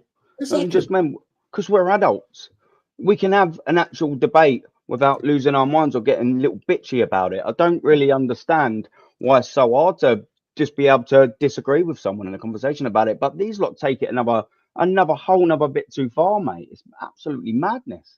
Yeah, it is, isn't it? Yeah, Macy, that might help you out, mate. I don't know why it's not letting you jump in, but it's absolutely madness, mate. One of the things I did want to jump to, because I haven't had the chance to talk about it yet, because yeah, we've just, it's flying so far today, is that captain coward Martin Odegaard. What is he all about, right? Now, people are telling me, yeah, this geezer is world class. World class means you can get into any team, walk straight back into Real Madrid's team, apparently. This geezer, I'm telling you, what has happened to him, right? So 2 years ago, when everyone got this mega money contract pay rises that they don't deserve, he scored, what did he, 10, 15 or something like that. They were all non-penalty goals. So I remember everyone going, oh yeah, he's broke the record with non-penalty goals from midfield. Since that season, almost every single shot that he's had has not only been pathetic, but it's been depressing to watch. Half of them just miserably just bounce along the blades of grass. And if they're not doing that, they're going miles away. Have you even seen him put a decent shot on target? Yeah. Like, that hasn't been one of them tap-ins. What's happened to this geezer? Or is it just a collective thing that they're all falling off a cliff? Because Martinelli's, like I always say about him, he's fell off a cliff and then into an infinite manhole. He's just still falling, the geezer. But now we give him 180 grand a week. I've got a bounce. I've got a bounce. Yeah, Jez. No worries, bro. No worries. It's a pleasure to have you. Shout the channel out. My older word, people will probably be watching it on there. I forgot about that. Everybody knows where I am anyway. Normski. Yeah, bro. Legend. Aaron. Big up, man. Thanks for having me on. Got a bounce. Got an early start tomorrow. And take care, gentlemen. Great show. And catch you all later, boys. No problem, man. bro. Big up. Big up. Take care. Yeah, take it easy, mate. Normski, what's your take? Yeah. Martin Odegaard, mate. Martin Odegaard. What's your take on this geezer? Because all I see is a fella that can make a somewhat of a pass, but when it needs to be the pass, he doesn't make it. He cuts back. He never beats his man. He sideways passes. He doesn't impact the game whatsoever. And just the only time where you just think, come on, Martin, change this game around. It's at 0-0 after we've just had a scare from that Isaac goal. We've just had that scare, and then he goes and does that. It's them chances you have to be taking. Teams that are going to win the Premier League take that. Teams that win cup competitions take that chance. They just do. There's no way about it. If that had been Liverpool, whoever that ball would have fell to, because it was a clutch little moment that can swing the game around. Whoever it was, that was a goal, wasn't it? And then that's going to happen the other end. It just is, isn't it? They're putting their foot through it. They're putting their foot through it, yeah. And it's funny enough, I was watching Curtis with Dan Potts, and they were actually talking about like the front three. It's like Martinelli, Trossard, Odegaard. It's like they're frightened to hit the ball. It's like they pass in. A lot of the times, when a shot is to be taken on, they're literally. How many times have we seen it where they've literally passed the ball to the keeper, or if they're heading something, rather than head it either side of the keeper, they've just headed it straight at him. I'm thinking, when you're in that box, one, you have to take shots with conviction. Yeah, he takes far too many touches, right? Odegaard, he takes far too many touches. He does this little jiggly dance. I don't know what it is. You notice it. You've seen him live, and like weird. I don't know what it is. It's like, and that sometimes in a key game, that extra touch, hit that it every 5 seconds. Yeah, because sometimes you're watching it on TV and you don't actually realize how quick the game is, right? And so sometimes it's like you got to get that ball out your feet quick. Like for argument's sake, when he's on his game, which is very rare because it seems to be, and a lot of people are going to say, "Oh, don't talk about Martin like that." But why they get so defensive? I don't know, because I've seen better midfielders than him. I'm sorry, I've seen better midfielders than him, and the thing about him, yes, he had that purple patch a couple of seasons ago when Martinelli was scoring goals. What's the name? Saka was scoring goals. They were all banging them in. They were great, but it didn't lead to nothing because all we keep hearing is stats about how many goals you scored and blah blah this, blah blah this. But it never ever leads to anything. And this is a story of Arsenal. Everything that's based on stats or whatever it is. Yeah, we scored the most amount of goals. And we did this, did that. It never ever leads to nothing. Okay, I want that in the day. Look, we could go for a season, right? And if we played all our games and scored 38 goals and won 1-0. Yeah, what does that tell you? It means that we win the league, we go unbeaten, and we scored 38 goals. Yeah, that means we got a great defense, right? Yeah, but we're boring Arsenal because we scored 1 goal and we get 38 goals and we win the league. Yeah, but that's not the reality, is it? Yeah. You're going to come up with. And the other thing that it was really interesting watching that game yesterday. I was asking myself the question. You may have asked yourself the question: is that how is it that Bournemouth, can go to St James's Park and put 4 past them, or Fulham go up there and put 2 past them?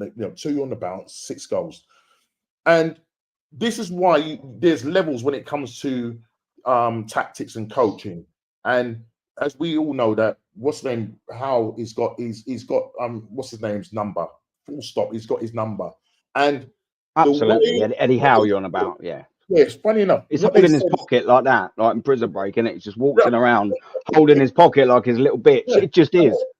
Eddie's got his number, and on every occasion, I think Jez asked the question yesterday, like, what did you notice between the first leg and the second leg? He played exactly the same. He let us have the ball, yeah, and he knows that we don't have the quality to break down. He's worked out that we do not have the quality to break down a low block or mid block, yeah, and especially for a team that does it well. And Newcastle do it well. So this shows you the level of coaching. So you've got Silva, who goes up to Newcastle, right? And what they do is Fulham let Newcastle have the ball, right? And Fulham hit them on the. Fulham. Who was I just talking about? Bournemouth, wasn't it? Fulham. Fulham, Fulham letting them have the ball. I'll talk. Yeah, Fulham at the same with Bournemouth. They let them have the ball. Yeah, and they just hit Newcastle on the break. Yeah, that's what they did. But when it comes to us, yeah, they let us have the ball, and then at the end of the day, we couldn't break them down, and you saw the amount of space that was left behind. Yeah, he was asking Skelly to push up, and that first time when thankfully he was offside, ball over the top, there was so much space in the flanks. There was so much space. Ridiculous, wasn't it? And surely Arteta's seen that and he's not adjusting to it. And He's too slow with everything, bruv. He's Normski. He's sorry to cut you there, but he's just so slow with everything. His in-game tactics are probably the worst I've ever seen. The subs are usually like for like at best, and because we haven't got squad, the players that he brings on like for like are guaranteed worse. Raheem Sterling, proof is in the pudding there, isn't it? You think, and it's not even just that. He wants to take over every little asset at the club, right? So let's just even talk about transfers and players and injuries and things. 2 years ago, Bill Saliba got injured, and it was part of exactly what happened, what went wrong there. We were crap defence when he went, and we ultimately bottled the title. That was 2 years ago. We still ain't even signed a backup right centre back to replace him. Yeah, it's only 2 years' time, and guess what? It's nearly happened again when he got injured. And he's sitting there thinking, oh, yeah, it was 2 years ago he done that. He's not learning. It's taking him 2 years to... We've doing this right centre back, right footed centre back. We haven't. Yeah. How has he not signed one? It ruined our fucking season, Normski. It's not as if it was a tiny missable bit, is it? Yeah. It ruined the season. They actually, funny enough, it was funny enough. It came up on my timeline. They showed that game when we went to Man City and they slapped us, and Rob Holding got that consolation goal. Yeah, of all people, the one to let us down, Rob Holding. Yeah, you're bringing in Rob Holding, who now can't even get in the Crystal Palace side. I don't know if they got rid of him. Yeah, I think so. I heard links. Yeah. Do you know what I'm trying to say? This guy came to us in 2016 from Bolton for what, 2 million? That was a Wenger signing. Yeah, it's crazy, absolutely crazy. But and just with the striker situation, I mean, Robbie Fowler came out. I don't know if it was today or what, and he basically said, I've got the thing here. He said, like, legendary Liverpool striker Robbie Fowler does not think that hashtag Arsenal can win titles with Kai Havertz, as the main striker. Because if he's being honest, Havertz is not my cup of tea. I think he's okay. He might come back to bite me, but if your team with real aspirations of winning the Premier League and the Champions League, then you need someone better than Kai Havertz. And it says in that the focal striker or point of view, and he goes, he's okay. He'll do a job every now and then, and I don't think he's been as consistent as you'd probably like him to be. And that that's from a legendary striker, that's a striker to another striker saying, guys, this guy is not a striker, and you've decided that you're going to stick with this guy. You're going to die. He's going to die on that hill. Arteta. Oh, 100%. He's dying already, Norms. He's dying. He's nearly slid all the way down that sword, mate. You know what I mean? He's nearly laying flat on the ground. That's how low he's slid on that sword. And because he's so stubborn with it, and he has to justify why he needs to play him. That's why when he keeps talking about profile players and he can't find the right profile, what he's looking for is a player that's not going to disrupt, the continuity of the side. He doesn't want him to play. He doesn't mind him if he comes off the bench. That's why we're probably linked with Sesko. But I don't think Sesko is good enough, because the most amount of goals he's scored is 14 goals in a season, and that's him coming off the bench. How is Sesko going to take us to the next level? It'll take us to some form of level, because Havertz is that bad. But Havertz ain't. He's not setting the bar that high, is he? He's not. Havertz don't set the bar that high, so it's easy to get a better striker than Havertz. How easy? You could fucking re-sign Eddie Nketiah and it'd be an improvement, for fuck's sake. It's madness. And this is the frustrating thing. When we need to, and this has been an ongoing thing. This is not just under Arteta, because look how long we've been crying out for a defensive midfielder, right? We could have got Kante. We went and got Granit Xhaka. Do you know what I mean? This is something that's been going, and at the end of the day, everybody is going to say that the Kroenkes have backed Arteta, and he's probably the most backed manager in terms of money. But you know, Arteta's not spent well. He's not spent well, and maybe the owners are turning around and saying, "Look, you've got a guy that's got an ACL injury that's on 260k a week. Yeah, you've got Kai Havertz, your highest paid player, who's meant to be, who was brought in as an attacking midfielder. Yeah, but didn't work in that area, and then all of a sudden you stumbled. That plan failed very quickly, didn't it? Failed very quick. Yeah, that's maybe Very why. quick. That's probably why they got the Dubai again, to rediscover, right, for him to come back and do it. No, but you're gonna have fans. No, Aaron, you're gonna have fans thinking like that. You're gonna have fans thinking like that, and this is the sorry thing about it. And this all stems back. It's not even about the January window, yeah. Because as you say, you was given money to go and strengthen that particular position, and you decide that you're going to go and get a defender who's barely fit, and Mikel Moreno. Now, I was looking at Mikel Moreno, yeah, right? He's pathetic, he is. Right. Submarino, I always call him, because he's got the turning circle one. I've got his transfer information. Now, this is Arteta's talent ID, okay? So, Mikel Moreno, yeah? I'm not even going to go back to... I'm going to start from when the transfer started. So he went from Dortmund. He went from Osasuna, yeah, to Dortmund for 3.75 million euros. Right, 3.75 million euros. Yeah, he was then loaned to Newcastle in 2017-18 season, 3 million euros. Right, he was then the loan ended in 2018 June. Yeah, and then Newcastle. Trying to get it up for you. Yeah, if you can get that up, the transfer. Yeah, right. Bear with us 2 seconds. I'll add it to the stage. 2 seconds. Let's scrutinize these players, these bodies. Yeah, because he says he doesn't want to just bring in bodies. Yeah, he wants people that's going to come in. Right. Let's deal with this, mate. Let's deal with this. Right. So if you go down to Football London, Jesus Christ.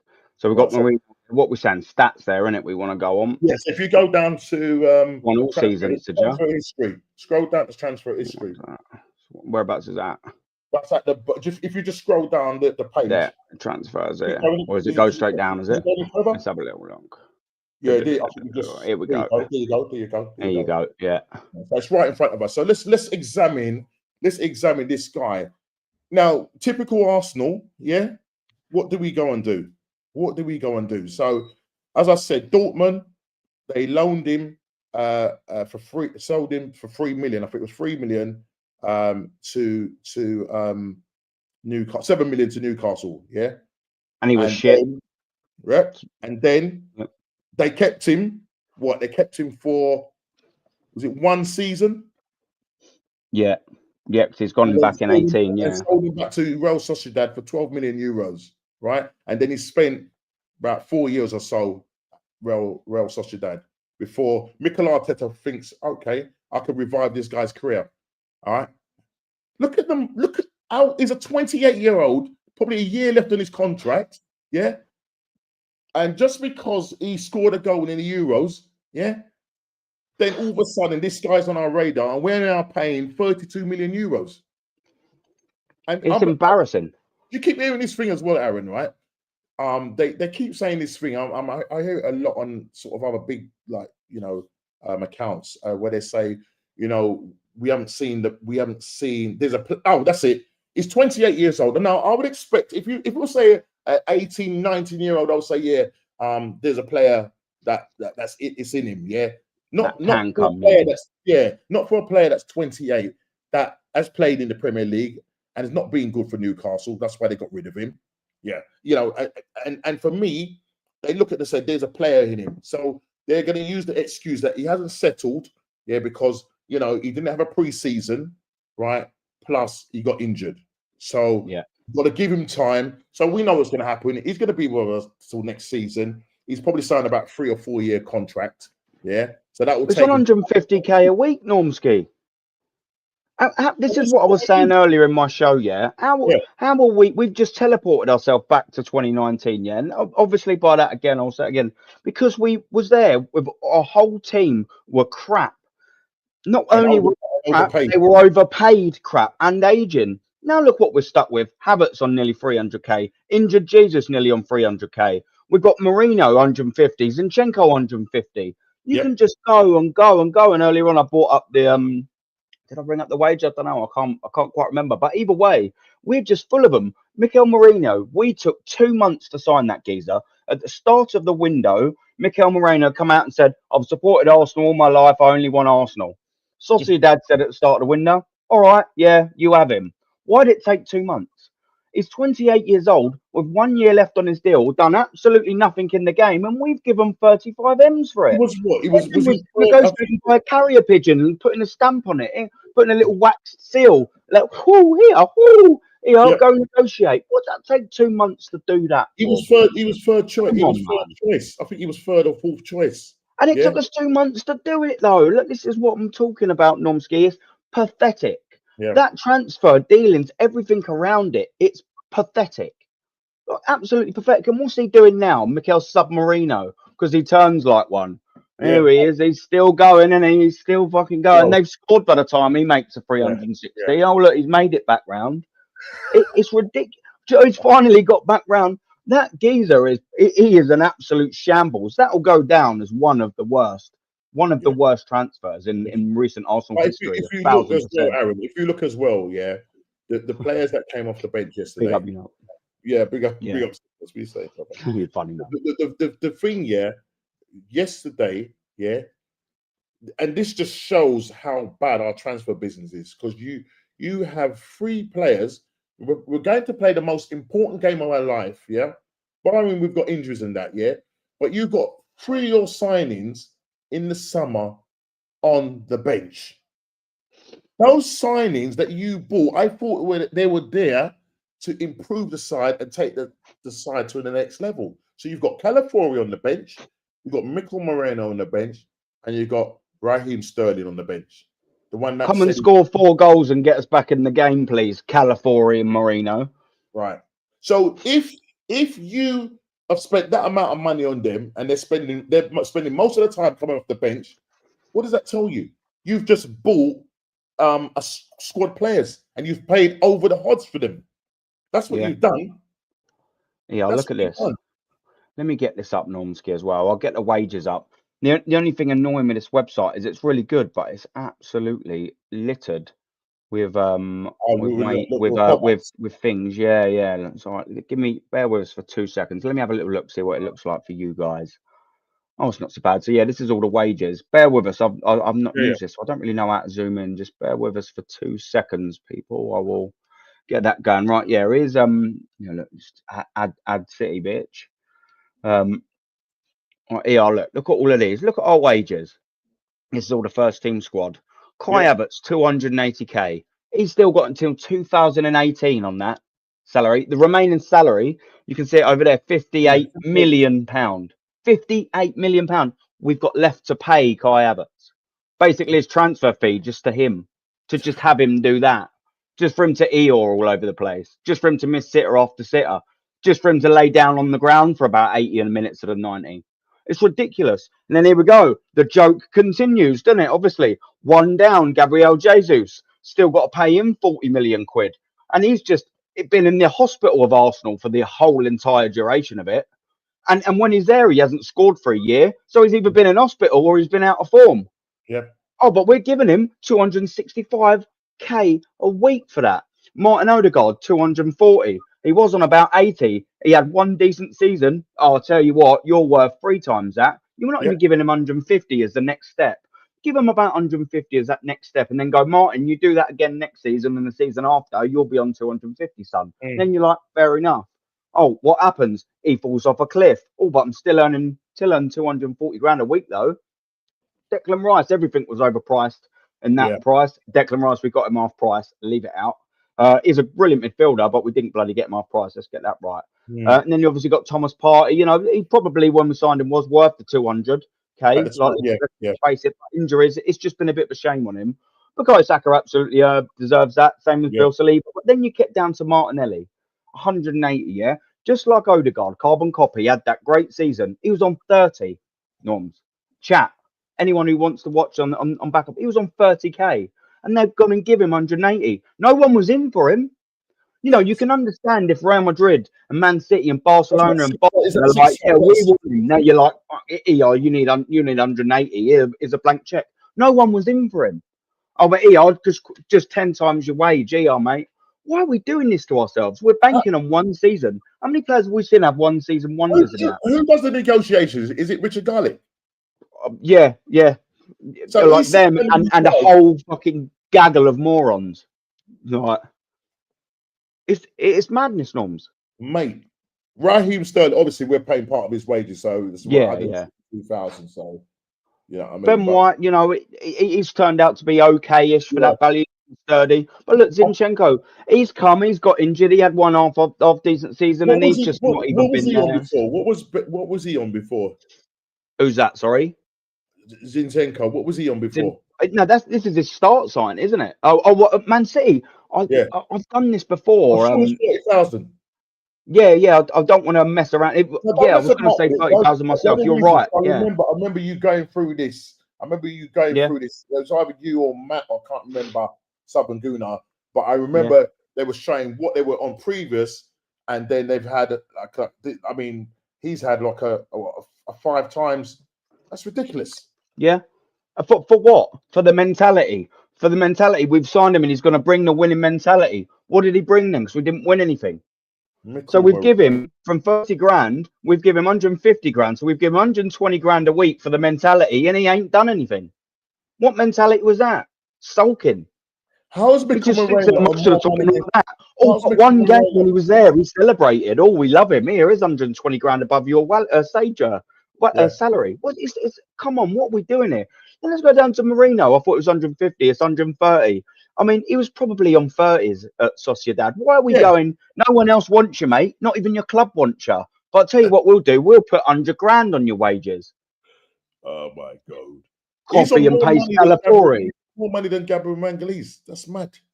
Yeah. Mate. Let me just quickly. Sorry, I took off that page. Give me 1 second. I'll go back to that. Yeah.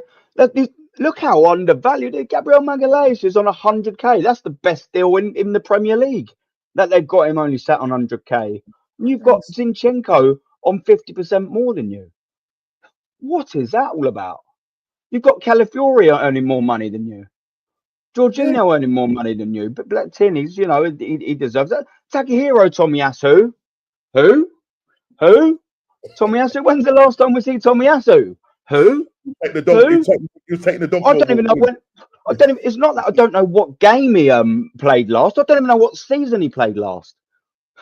What game did he come back for? And he lasted about 6 minutes. 5 minutes more than I thought we were going to get, Norms. I don't know what it was. We think, here we are. He's back. He's always a week away, isn't he? He's a week away. He's back in training. He's a week away again, is he? Yeah. I've never known anything like it. The week injury lasts about fucking 2 years. And you know, you got Timber there as well. You know, Raya, that's not bad wage considering he's half decent. Timber, that's decent. 90. Trossard I said he'd been a little bit pissed at first, but 90k, you know, 120s if he was to sign a new deal there or thereabouts, that should be it. Look at this geezer, the goalkeeper that decides to try and save the ball 10 yards outside his penalty box in his only and will be only his ever game for Arsenal. Woo, hello, yeah, Jesus Christ, you're about 10 yards away, mate. What you trying to do? Get sent off. And then Cap Kivior, who probably ain't even worth the 8. But look at all of that. And Lee's said this a couple of times. You've got only 3 players. On average, players are overpaid. As you rightly said, Aaron, we've gone back to 2019. And the problem that we're going to have is come the summer, we're going to find it difficult to get rid of these players, you know. Yeah, because think about the amount of players that we got out on loan as well. You know, they've got to come back.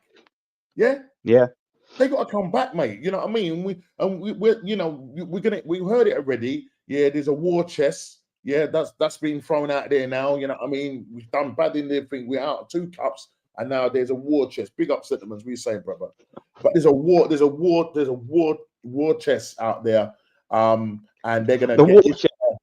That's what it still put hand me down from Wenger's war chest, was it? You remember that? You'd see it on the front page of the Sun with a little pirate with a couple of gold coins. Always got the war chest. Oh, mate. Oh, well, yeah, the mythical war chest he never spent. Yeah. I mean, these guys, they do it all the time, don't they? They do it all the time. I mean, it was famous for saying that it was John Cross, wasn't it? Was it John Cross that used to like, because he was like one of them, but he's a bit quiet at the moment. He's been criticising the club a little bit, so maybe they just thought, yeah, you get to the side now. You know, we only want Ornstein and those people that are gonna, you know, big up the club and whatever they're gonna do. You know what I'm saying? Giving scrub, mate. mate. It's got to that point now, though, mate. Yeah, like even with like the likes of like Fab, I know he's still the most reliable source and things like that for transfers, but they're all taking all now that he's proper big. He don't even really need to graft and get all the news now, does he? Because all of his filtered news, it's just regurgitating stuff. Yeah, exactly right. He's made, isn't he? Now he can just go, oh yeah, and just repost that. He's done. He don't need to graft. And to be fair to him, you know what I mean? I know it's no one. We're not paying him for the service. Do you know what I mean? He's giving out free content. If he's raking out loads of money out of it, well, I don't really agree with it. But I mean, fair dues. Instead of him working ridiculous hours a week, getting one hour of sleep a day, now you can just put your feet up. What would you choose and earn the same amount of money or more? Well, I'm going to kick him back and all. Isn't it? No one's paying for it. All of us ain't paying for it. Do you know what I mean? It is what it is. Well, like that Prawnstein. A lot of it is just so much rumors, isn't it? There's so much rumors, and unfortunately, the day and age that we live in the social media, soon as you only have to put a little thing out there, and you know what I mean. It depends who's going to pick up and you tweet it out. They probably don't they? Especially this fan base. They see one thing and they just go all out. They're like Inspector Gadgets, aren't they? Do you remember when we should have signed Isaac? And I think you just had a little trip to London once. They were getting numbers when the car was manufactured. I mean, Jesus Christ, that's like high level stalking, mate. You'll do 3 years inside Nick, you will for that. You'll be instructed. It's weird behavior. It's weird behavior. Do you know what I mean? It's a level of desperation. It's like, you know what I'm saying? You know, when you know it ain't gonna happen, but they're just hanging on to just that little, you know, sliver of hope. You know what I mean? And that's what it's, and that is with Arsenal. Do you know what I mean? It's that sliver. You know, when have we ever gone out and got a real marquee signing? Listen, Declan Rice, we want to pay 105 million. It's not really worth 105 million. Come on, yeah. In my eyes, he's a good player. He's not world class, and we haven't got no world class players. We haven't. We ain't got no world. You know what I mean? We haven't got no world class players, man. So. You know, it's frustrating. You know, when you watch Arsenal, you know, and if somebody said to me in 2004, when we won, you know, the Premier League, gone unbeaten and everything, that in 2021 we will not have won a title, I'll be going, no way, absolutely no way. You never dreamed of it. But what's happening? Wenger sold up all the assets, and when I'm talking about assets, I'm talking about the football assets, because the stadium was all sorted out and everything. He decided he was going to go away and play the kind of ticky-tacky football, even change the profile of the players. When I say the profile, you know what I mean? Because they went from up here, didn't they? Strong players, mucking about to like the you know, the diminutive player, you know, the Klebs and you know, obviously Fabregas was there in that. But and that's why we had that old soft belly. We was known as soft belly. You know what I mean? Because we did have one. It was just as simple as that. Yeah, literally. We'd go up to Blackburn and they'll tickle us and go, yee. But, where's that belly going? No. That's all we dismantled that team too quick, Norms. Dismantled that too quick. You think we was invincible in 04. By 05, we obviously Patrick Vieira's last kick in the FA Cup. He went to Juve for what was it, like 12, 14, 15 mil or whatever it was. Thierry Henry then went for 16 mil. We shipped we didn't re-sign Pires, did we? We didn't want to give him a 2-year deal, so he went to Villarreal. Ashley Cole obviously went to Chelsea. Within like 2 years. Did he play for Villa as well? He came back. I think he had a stint in the Indian League or something like that, and then came back and had under Rafael Benitez. I think that was. I was just trying to he had a little stint with Villa, but which is strange. And I know, you know, Wenger had this policy with, you know, 30 plus. You know, when you get to that age, he was either going to give you a 1-year contract, and that was it. So these policies that he wasn't going to, you know, give, you know, sign players over 30. You know what I mean? That was his policy. You know what I mean? He worked with younger players. and you know that worked for him. And obviously, he had an eye for players. You know what I mean? Great talent ID compared to Arteta. And not only that, back then, you know, he had the run of the French market. Yeah. He had it unlocked, didn't he? With the Anelkas and Vieira. Yeah. Do you know what I'm trying to say? And you look at the quality of players that were back then, and can you imagine the money? If Wenger had the money, whether he would have spent right, I don't know. But if he had the money that Arteta's had, listen, I'm sure we would have had a title. I'm sure of it. Do you know what I mean? We would have won it at least once in the last 2 years. Because he's a proven winner. You know, he's all right. Yeah, you know, you can always say that second half. It will be like that, unfortunately, for Arsene Wenger, won't it? It'll be split into first half and second. Even during those dark periods, he still won, like, was it 3 FA Cups? Do you know what I mean? Yeah. I think he won. Didn't he win? Was it more? Was it 4? No, it might have been 3. No, because it was 13, 14, 14, 15, and then 16, 17, wasn't it? Yeah, so it was Hull, Aston Villa, and Chelsea, wasn't it? And then the Chelsea one. Yeah, I think I got the flag up there when I was at that FA Cup final, and they not flag, it's scarf. They put the Was that the Chelsea one? Yeah. Not the COVID one, obviously, but we all got these on our seat. That was the one where. Oh right, wow, yeah. I was at a 50th birthday party that day. Oh, was ya? But I kept going outside. I was on my phone. Yeah, and you remember they didn't give us a chance. Yeah, because we were deficient in the back, and Per Mertesacker came up from a long-term injury, didn't he? And he was that was his only appearance, I think, of the season. And he pulled out a blinder, mate. I was watching the game, so every now and then I was coming out. And listen, we know he's not the quickest, but one thing he did really well was read the game. Yeah. One thing he did well was read the game. Do you know what I'm trying to say? But now he's part of the system now. You know what I mean? Unfortunately, him and Super Rob. Largely, I know Diego Costa did score, and he mentioned, but they kept him very, very, very quiet all game. I couldn't believe it when before. Obviously, you're going to the stadium and you look at the lineup and you think, oh, Mertesacker ain't played a game all season. We got bloody Rob Holding, and they pull out the best performances they've had in an Arsenal shirt at the same time. I couldn't believe it. So I remember being in the stadium, obviously the Arsenal end, and at that time the Chelsea were attacking down the other end, and we were all over them. We should have had that game wrapped up, like absolutely wrapped up. And then, you know, the typical Arsenal book we've all read where you're all over them, you don't take your chances, and then they come back.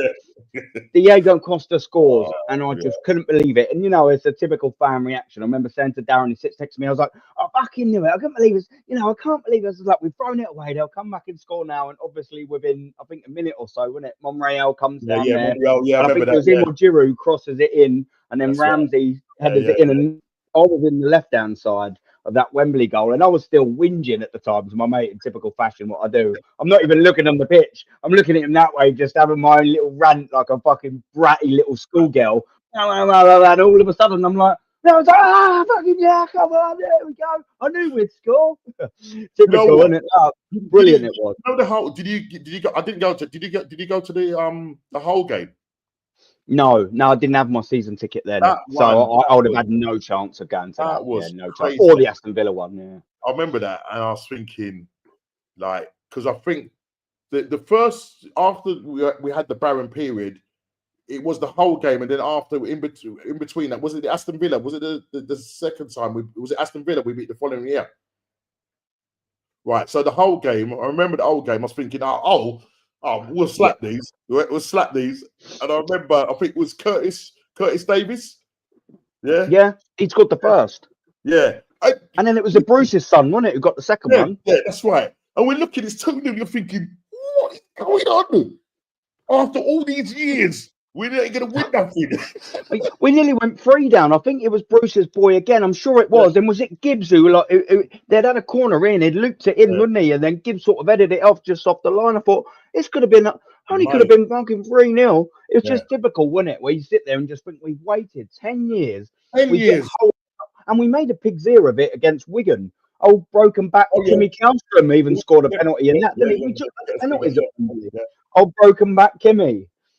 Like, we've made a pig's ear of that, and then going 2-0 down. But do you know what we had then? Do you know what we had then, Normski, my friend? In that team, we had match winners. What we do not have now. We had who? Santi Cazorla. That Oh, free kick. Goalkeeper should do a little bit better, but cool. Couldn't we kill for a Santi Cazorla now? And then no. guess what? We had a Ramsey that comes up with a winner who was a goal scoring midfielder, which we don't have again. Yeah. He scored in Also, big moments. do you remember because that he year? proved- Do you remember that year where he couldn't stop scoring? But there, Yeah. there was that link up between him and Giroud. Because Yeah. one thing I liked about Giroud, yeah, I mean, I know, you know, bless his soul, Claude used to call him the lamppost. That was his nickname for him, yeah. But there was one season when I can't remember what year it was. I think it might have been. Was it a two? Oh, I'm trying to think of the year, but whatever year it was, I think he scored something like 12 or 13 goals. He just couldn't stop scoring. I think it was it the was same 15, year. is it? Thereabouts around the Cardiff, 15s, wasn't it? Cardiff, yeah, because I remember him going to Cardiff. He scored against Cardiff, which is the old club. Yeah. And Cardiff was in the league that year. That year. I can't remember the exact year, but I think it was a give or take 2015. I think it was either 14 or 17. It was give or take that, I think. Something like that. Yeah, something like that. But yeah, what we had, it was match winners. Yeah, we had people that can come and absolutely change the game. We don't have that now. If you look really, apart from Saka, and that's the problem, because a lot of the burden is on him. Yeah, he's really our only match winner. We had several match winners. Yeah. But Saka, now that he's out of the equation, and now the problem is, and I'm a little bit worried because, you know, even, Look at this. goals that he scores. Match My winners. worry is that now the pressure is going to be put on his, his young age, on his shoulders. The guy's 17 years old, yeah. But I feel if the rest of the front three are not, or whatever, are not going to produce, you're going to have Kai Havertz missing, barn doors and all of that. And Everything. and Martinelli and Trossard, you know what I mean? Not coming to the party and doing what they need to do. It's gonna fall on the shoulders of Mike. Let me just plug my thing in before it. Yeah. I'll just take it while you're doing that. There's something that I always say about these low blocks, yeah, because everyone's like, oh, they played a low block. Listen, every team has played against low blocks. There's a difference between teams that can play against it and the teams that can't. You've seen Manchester City and Liverpool in their title winning seasons face low blocks. Guess what they had? Numerous match winners who could produce moments. That's how you do the low block. Yes, it is annoying for everyone when you've got 10 men behind the ball. Absolutely. But if you've got enough magical players, one of them's probably going to do something.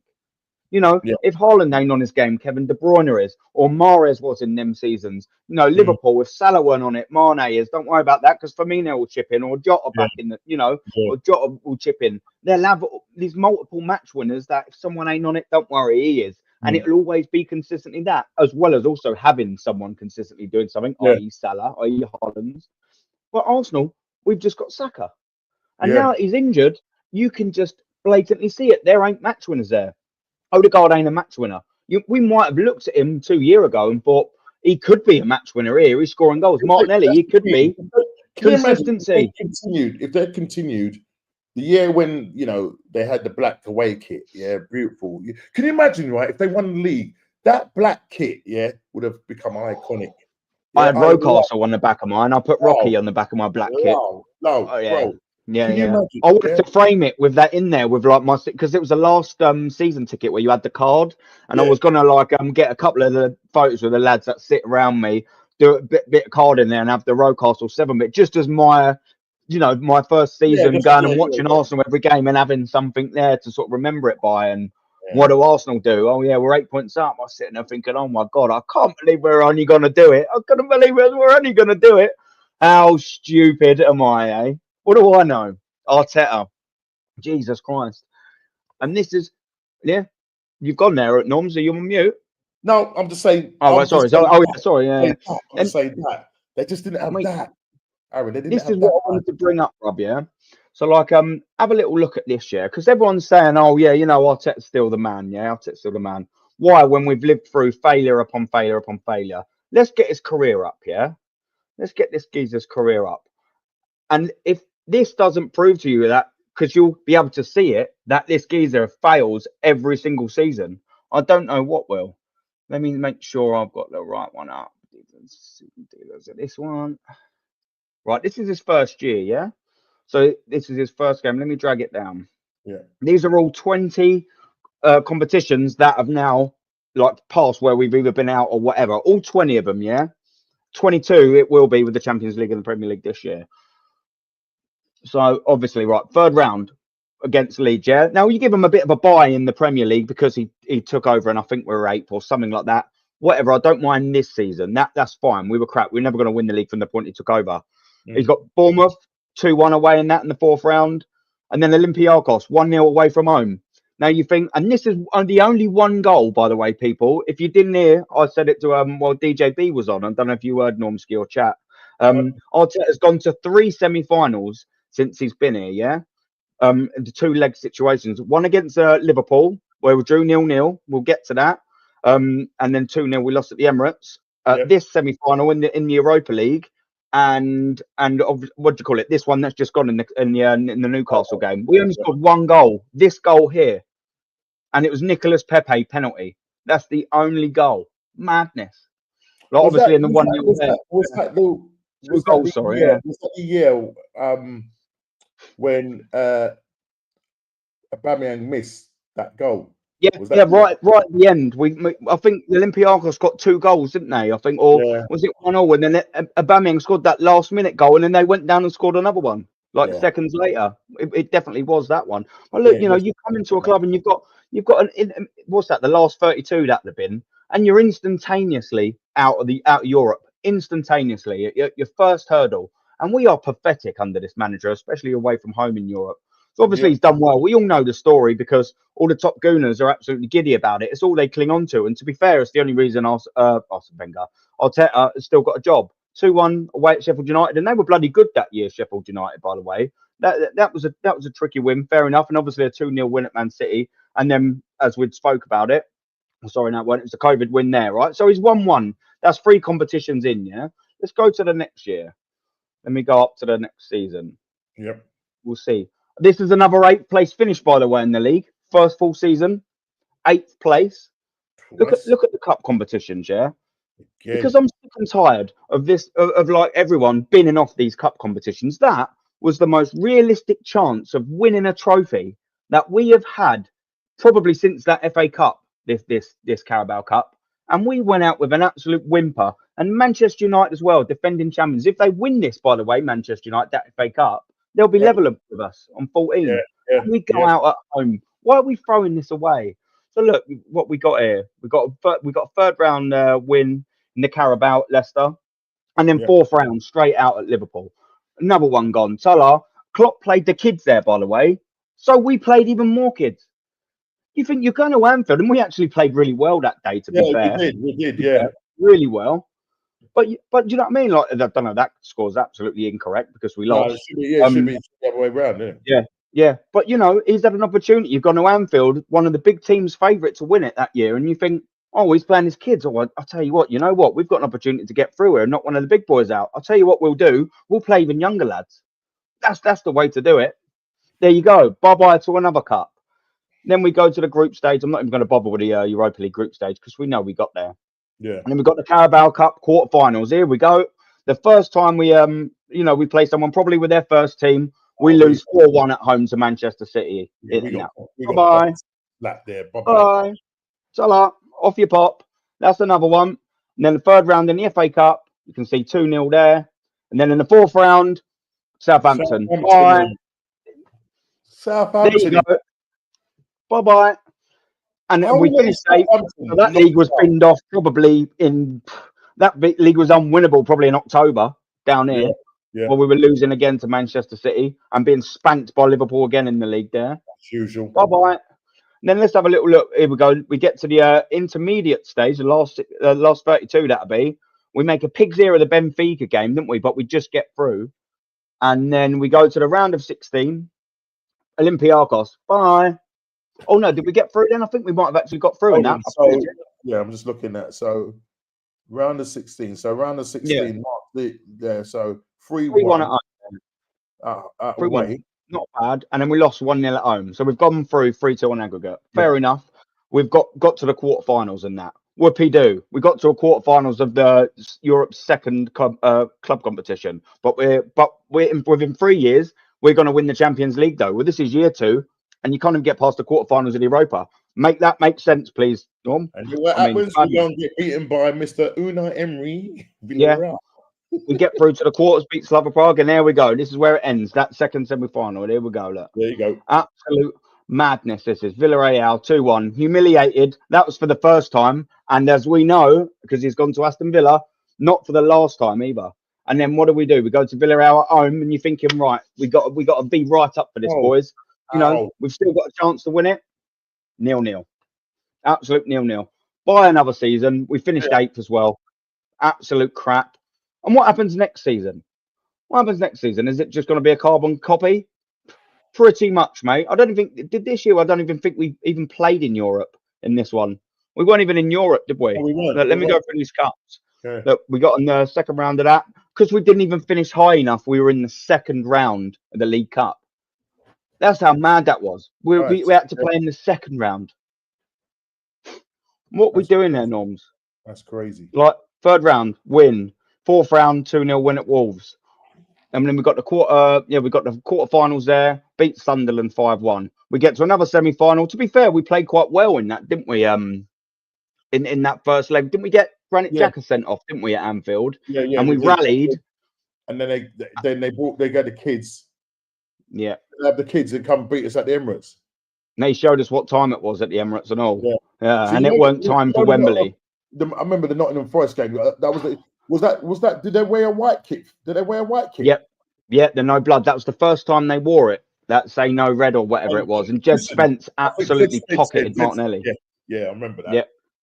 Yeah. But then you look after that, there you go. Liverpool's absolutely schooled you. You're out in the third round of the FA Cup. That's that. Because you bottled it. This was when we bottled it to Chelsea. Look, so we got the 3-0 Tottenham. We think we overtook I think we slightly overtook Conte's Tottenham, didn't we? At the time, and then we was bottling, and then we went there and we had Rob Holding got sent off in the first half, didn't he? And they absolutely took the piss out of us. If I remember that year, did Partey get injured in that game? And he tried to chuck him back on the pitch. Yeah. No. It weren't that one. That one was it might have been it was definitely the Tottenham ground. It might have been the year before. I don't know, but it was 2-0. I think it was that one. I just remember. Yeah. I remember Partey being on the what's the name? It looked like he'd done his whatever, and he's just literally pushed him back on the just like the other day he did with Odegaard. Remember Odegaard had done his ankle. He's got what is it about him? He's so arrogant when he does that. Why are you doing that? Vile. That's vile. If it was to push me on there, I think I'd drag him on. I'm like, what do you think you're pushing, you little prick? Open up your little makeup mascara and just make sure there's symmetry in your eyebrows. You know, just stick to looking good, Mikel Arteta. You just stick to doing that. We'll play football. Pushing me on. I'll guarantee that guy's got a toupee. Yeah, I'll guarantee you. You reckon? Yeah. He spends probably just like master craftsman making it all perfect for a game.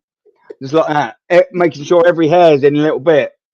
Absolute wank stain that geezer is. Sorry, I won't swear while you're on Normski. I'll try not to. My man. Right, let's have a little just quickly. I'll quickly fly through this little bit, yeah? So we've got the third round here, yeah? Oh, look, straight out the third round of the Carabao Cup. 3-1 at home to Brighton. Danny Welbeck comes back and says hello. Yeah, so in the third round straight away, and do you remember that day? Brighton didn't even play their full team. No, they didn't. They played a weakened team at the Emirates and they come and ran all over us. There you go. There's another competition. Yeah. Jose Mourinho didn't think this competition was a waste of time. No, and what happened? Oh, he went on and won numerous titles with Chelsea. Yeah. This is what happened. Pep Guardiola didn't seem to think this trophy was a mug. If you notice, right, Aaron, the Man City and especially Mourinho, one of what they prioritized was to go and win, a Carabao Cup or whatever it was called then. Yeah. Yeah. Listen, how many times have Chelsea won that? How many times have Man City won it? I think they won it something like 4 times in a row, right? Yeah. Right? Yeah. What it does, it breeds a winning mentality. So this season, okay, based on what I thought we was going to do in the summer, I had high hopes because I thought he was going to bring in the necessary players to challenge City again.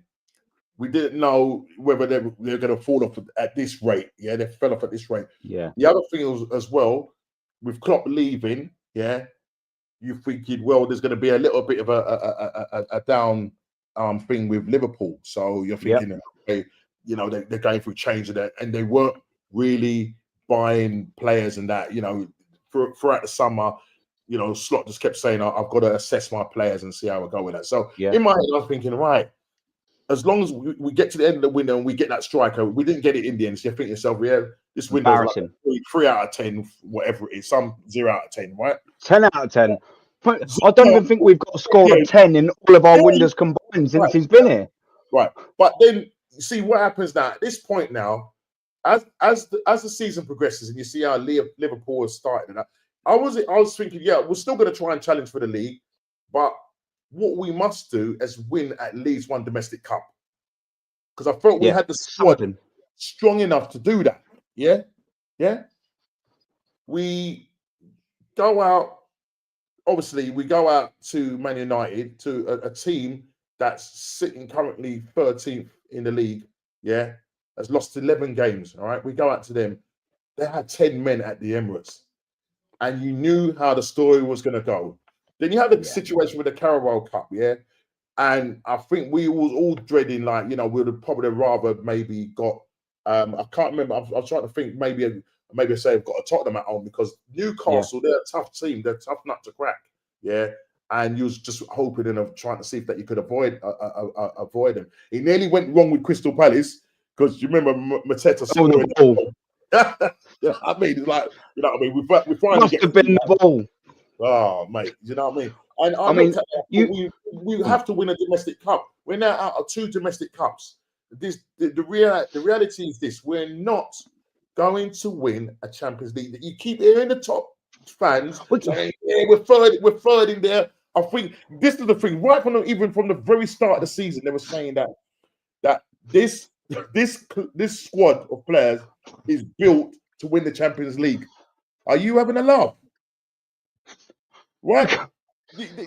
What? How? How? Exactly. I wonder if they're going to reevaluate this now, because we couldn't go and turn over Newcastle over 2 legs. Couldn't even score against them. Couldn't even score against them. And you're telling me, but we're a European team. All right, so who would you rather play? Would you rather play Real Madrid, 15 times European champions, or Newcastle? You know what I mean? Look, what are we doing here? Like, we'd rather play Real Madrid because, you know, we're a European team. Well, that's funny, because we've been born since 1886 and we ain't fucking won it. How are we a European team? Oh, mate. We're the worst, biggest club in Europe. Yeah. I mean, you know, I remember when Chelsea done it, and when Tuchel come and done it, you're thinking, no, please. Oh, no, they can't come and win the European thing before us. You know what I mean? I said the closest we got was that 2006, Barcelona. Oh, man. And we just fell short, man. Oh, devastating. Because I remember it was absolutely devastating. I'm trying to remember the pub we went down to down in Islington. I can't even remember. It was a famous. 12 Pins. I've always gone to Tolly. Could be 12 Pins is just outside Finsbury. It might be the Tolly, because the reason why I remember being in there, right? We're all in our Arsenal shirts and everything. The pub was literally rammed. Yeah. And I remember when I think he got sent off, and I was just thinking to myself, oh no, down to 10 men. Yeah. And then Sol Campbell gets that headed goal. Mate, in that pub, right, the floor, right, was like, dude, it's just like, it was like, I can imagine that was rocking, mate. It was gonna fall down, mate. Drinks went everywhere. And then I can absolutely imagine Almunia and his poodle dog. One of the worst keepers, you know. Jeez. Oh, mate. Do you know what? Do you remember when he was trying to become the England goalkeeper? There was that little talk or something like that. I mean, it was that how desperate England were for keepers. I don't know what one's worse. Manuel beaten at your near post. How you get beaten at your near post, man? How? Oh, Belletti. But, you know, it weren't even a clinical striker. It was a defender. Giuliano Belletti, wasn't it? There you go. Have a little bit of that. Was it? What's the name? Was it? Who won it for them? Was it? too, wasn't it? Because Yeah, Henrik that's- Larsson came on and absolutely helped change that game. He was wicked when he came I on, think, and I the think he manager got the at the time assist for Samuel too. was it Rijkaard? Was it Rijkaard was the manager? I mean, I would have thought so. Yeah, I think it was I'm Rijkaard. I sure think he it might was still been in there. Yeah, I think yeah. it might Actually, be right. that's yeah. I think I'm it sure was. it probably would have been. Yeah, because Yeah. that was under the old Ronaldinho and sort of Oh, Ludovic Lee and all of them. Oh man, and Deco, man, he never gets spoken about that enough. Deco in that what Barcelona a side, player! man, he was What a must, player! wasn't he? What Yeah. a When player! you sort of think about it, like them teams. Who did they have? They had Marquez and Puyol at the back, didn't they? Oh, Yeah. I can't think who was a left back. I don't know. Yeah, I'm going well off topic, Oh, but either way, the left back. It must have been. was it not Abidal? Was it? It might have been. Maybe Eric might have been Abidal? Abidal.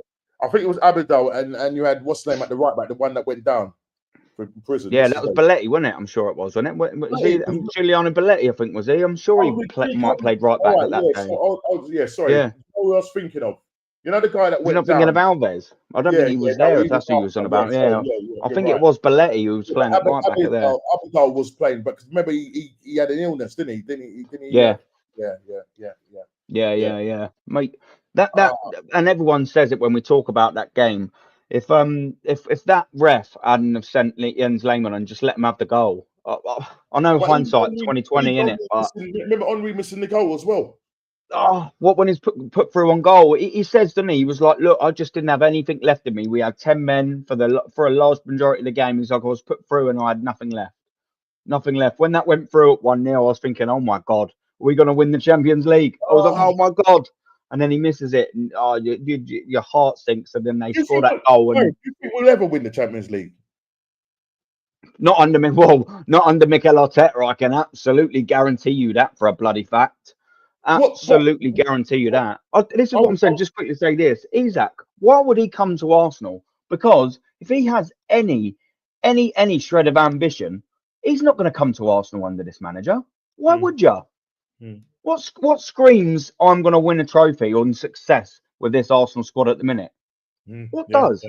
You was a professional footballer that's at the top of your game in the Premier League and scoring goals for fun. You've probably got the pick of a few teams, didn't you? Why are you going to pick Arsenal? Yeah. You know what the problem is as well? I was sitting down and contemplating and just looking at the way this club has been run from top to bottom. And even if we say we went out and got a top class manager, which I don't think will happen under this regime, because I don't think they want a top class manager. They want somebody that they can control. And Arteta is a perfect man. Because if you did get in like an Ancelotti, or you got in a Zidane, and if I could say his name, Zizi, let's just say Zizi. Zizou, yeah. Easier, isn't it? Yeah, it's easy. Right? If you got someone like they're gonna come in and say, I want success now, I need the money now, you need to give me the money. So they would probably not even have got that far in the interview. Do you know what I'm trying to say? Always get one. Yeah. But the thing is it really boils down to the owners. It really, unless the owners are run out of this club, and we have to rip everything up and start again. We need complete new owners, brother, right? Because when Usmanov, right, who's an Arsenal supporter, he was on. I think at the time he was worth something like 13 billion. I think he was worth more than Abramovich, right? Arsenal supporter is coming here. He goes, listen, guys, I will pay off the debt. I will pay the debt, right? And Ilwood and all those guys said, we don't like your salt. We won't have your salt here. What are you talking about? Bro, because, you know what I mean, you had a sugar daddy over there, and I know Wenger didn't like that idea because, we are a self-sustaining club. We are, a classy club and all that. And we don't want your money. Don't win things. A self-sustaining club that don't win fuck all. The fans don't go there to brag about self-sustainability. No. I do not pay 1,400 quid a season for my ticket. I don't travel them miles. I don't take time away from my family to go watch Arsenal so I can be like, what an absolute wicked self-sustaining model this is. Well, but Luke, what you saying, mate? We were massively self-sustainable today, weren't we? Oh, yeah, mate. Absolutely wicked, mate. That money's coming in like a right good, isn't it? Wicked, mate. We're the best sustainable team in the league. Buzzing, boys. What a brag. And the thing about You want that? unfortunately, you got fans and, you know, accounts like journalists like that will sit down and be trying. I mean, who cares about their accounts? How do you know about their accounts that they haven't got no money to spend or whatever? Oh, you know, they should spend now because, you know, we want to spend that sort of money. We need to screw that money away, ready to go for the right profile in the summer. We ain't got time to be waiting back right profile in the summer. Yeah, we should be trying to win the league now. 100%.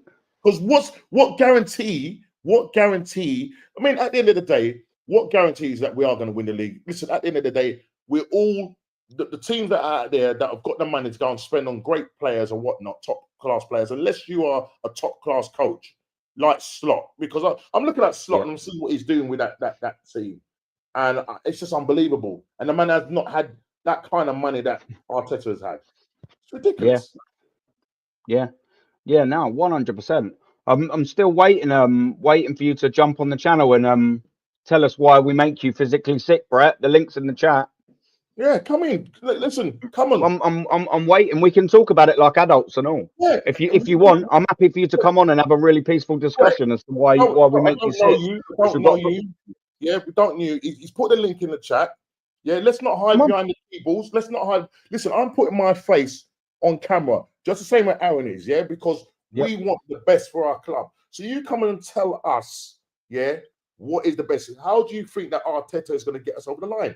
And if you can convince me, wicked. If you make good points, we're not here to say because at the end of the day, we all want the same thing. Yeah, we might be seeing things a little bit different to what you're seeing it. Yeah, so come on, let's have a conversation. We're not here, we're not here to cuss you out or nothing like that. Yeah, so let's have a conversation. Yeah, don't hide behind the keyboard. Yeah, let's have a conversation. As simple as that. I'm putting my face on there and I'm saying as it is. I'm not going to flip flop. Yeah, because at the end of the day, right, if I say to you, okay, yeah, do you think Arteta is the best manager in the world? Do you think that he's going to get us over the line? If Arteta did walk away, yeah, because you don't think he's, maybe, I don't know, I'm just saying, maybe you think that he's better than all the other managers out there, who you're going to get? That's maybe the usual question, you might put to us, well, listen, if we sack Arteta, who are you going to get? Well, if Arteta walked away, who would you choose?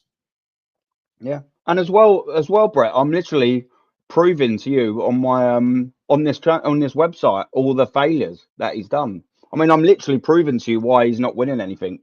We've been doing that for the last 2 hours and 27 minutes. But if you want to come on, mate, and sit and have your say for 5 minutes, by all means, please. It'll be respectful. I'll be respectful. Do you know why me and Normski will be respectful? Because we're actual proper men, mate. We're not doing this so we can have little catty bitches with people. We're doing this because we love our football club and we're upset by what we're seeing. It's just an opinion. And do you know what? We're not manufacturing an opinion. And I probably will speak for Normski here as well. We're not manufacturing our opinion. We're observing what's going on with our eyes and we're articulating what we're seeing and how we genuinely feel. That's all. Yeah. And if you think we're wrong, we're putting our face to it. Yeah. And what you was going to say, and if you think we're wrong, please, by all means, tell me and come on and tell everyone why I physically repulse you, why Normski does. I'm just intrigued to know, because if you come up with good answers, I might go, do you know what? I am a bit repulsive. Maybe you got a point. Maybe it's something that I'm not seeing that you're seeing. Yeah. Because as I said, we're saying Arteta, has been with the club for 6 years. Okay. He's been getting X amount of money now. Second place twice. Yeah. So the question is he's on a so-called upward trajectory. So what happens there if he comes second again, falls short by maybe 5 points? That means he's gone backwards. Yeah. I mean, how long are you going to give him before you say, actually, this is not the right guy for this club? I'm sure you want Arsenal, your club to win this. I'm sure you're not supporting Arteta, but you're sort of supporting Arsenal, because I don't support managers. Yeah, I support Arsenal. Exactly right. Arsenal FC, not Arteta FC, mate. 100% facts. And mate, we're not just making this up. We've had 5 years of failure. How we go on based on our logic is by what we've seen and seeing in the past and the present. And it's not really good for Mikel Arteta, is it? He doesn't win anything. The worrying thing is for me is this is why I get so frustrated, annoyed, and a bit animated, is because it's not frustrating to look at in the now. It's because if you realistically think Arteta ain't going to be sacked this season, let's get it right, because the Cronkies are going to keep him in there for Champions League if he gets it. And according to Opta, we've got a 98% chance of England getting the 5th Champions League spot through coefficiency, how well we're doing here. So that means Arteta more than likely, let's face it, he's not going to win the league, but he probably ain't going to finish lower than 5th, is he? So he's definitely almost going to get Champions League football this season, which means why? The Cronkies got their cash cow, haven't they? So why are you going to sack him? So that means that's guaranteed me, Arteta, until August. Yeah? Then they're not going to sack him in August because the season just starts. So then you give him, say, 2 months of maybe horrendous results. But now we're talking December, October. That's 8 months away, 9 months away. So the point that I'm trying to make is I know for the best part of a year, this geezer's still going to be here. And I don't trust in him. I've got no faith in him.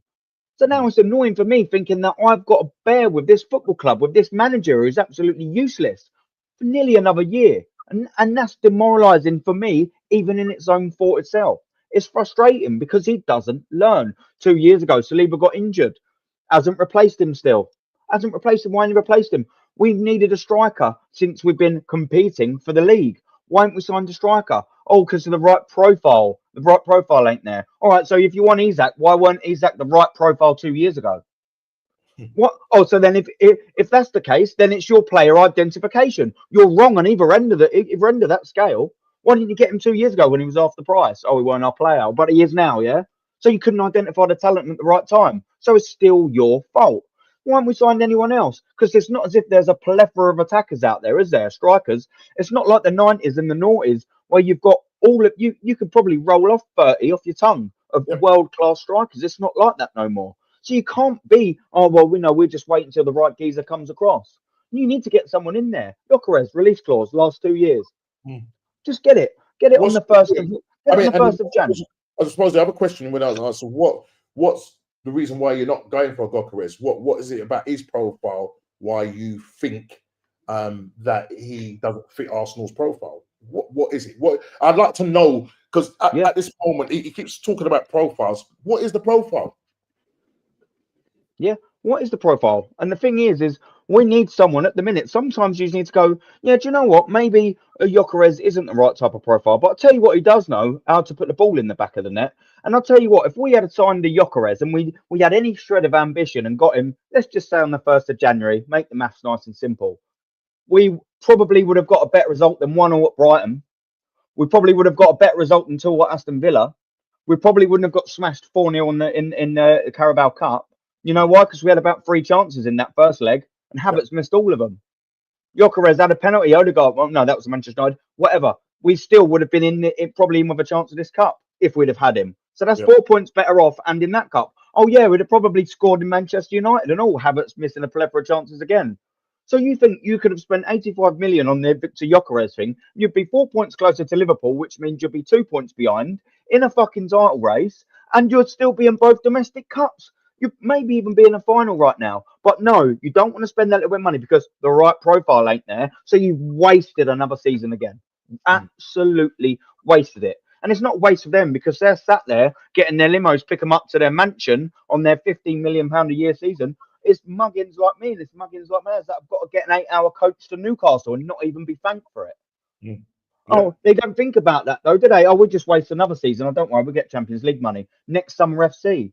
I don't know how many times I've sat in that Emirates and gone, oh, do you know what? If we had a good summer here, we might be all right. What do we go and do? We sign Zinchenko and Jesus. Oh, I'll tell you what, if we have a good summer here, we might be all right. We sign Kai Havertz. Oh, I'll tell you what, we close the gap to Manchester City. We might need to have a good summer here. We sign Calafiori and Submarino. I mean, you just can't write it. You cannot write. Go on, sorry. The other thing as well, I would be quite worried if we didn't be creating chances. Because I mean, I remember there was a period when under Wenger, especially under Wenger, where we weren't creating chances because you need to create chances. You need to create chances to obviously put the ball in the back of the net. Yeah, if you're not creating chances, then that has to be sorted out. That's that's fundamental that you create the chances to give you the chance to score a goal. So we are the second highest chance creators in the league. Okay, so therefore, by that notion, right, we should be putting goals away. Yeah.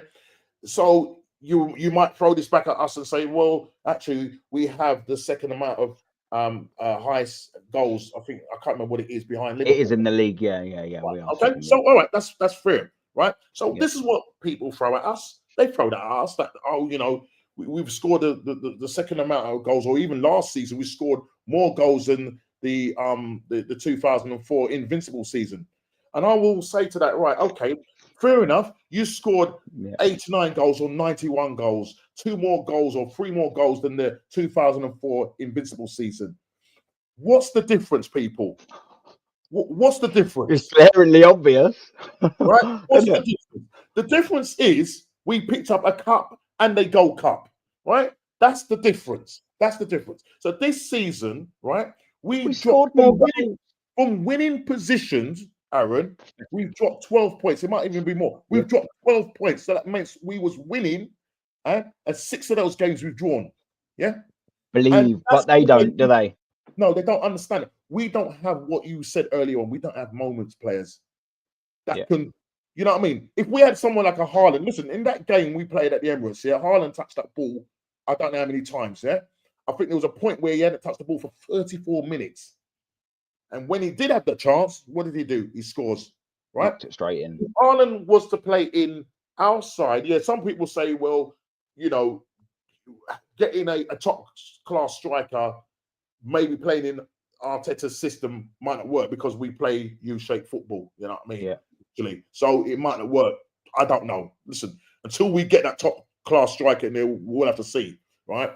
But what I'm trying to say, at the end of the day, if you're getting those kind of chances and you're not putting away those chances or those moments when you need to win, yeah. So it's all right at the time when Kai Havertz, all right, and I say it's not all right actually, because he goes and misses that big chance to make it 2-0, you put the game to bed. You're thinking that's going to come back and haunt us, and it nearly did, because in the 55th minute in the second half, who scores the goal? Haaland, right? But we had the mentality enough to say, stuff your tactics, Arteta. We're going to take the ball by it. And that's how I saw it. It was like these players say, well, no, we're not going to play it out. You're going to play. We're going to go and finish this game off and we go and win that again. But why can we do that yesterday, though? This is what I wanted to say about it. I didn't get the opportunity to say it on Lee's thing yesterday. Is it's all well and good going. Yeah, I totally understand the point of, the players probably just thought, we're going to just absolutely destroy them. And that's fine. If the players want to go in vigilante mode and not listen to the manager and smash teams up like that, where was that same attitude today? Or yesterday, sorry. Where was that? Why can, I'd rather have lost 5-1 to Man City and won 4-0 today. Yesterday, sorry. Just to go through to a final. We end up going and, potentially picking up a cup. Listen, Slot in his first season, as AFC, as I know him as Craig knows, right?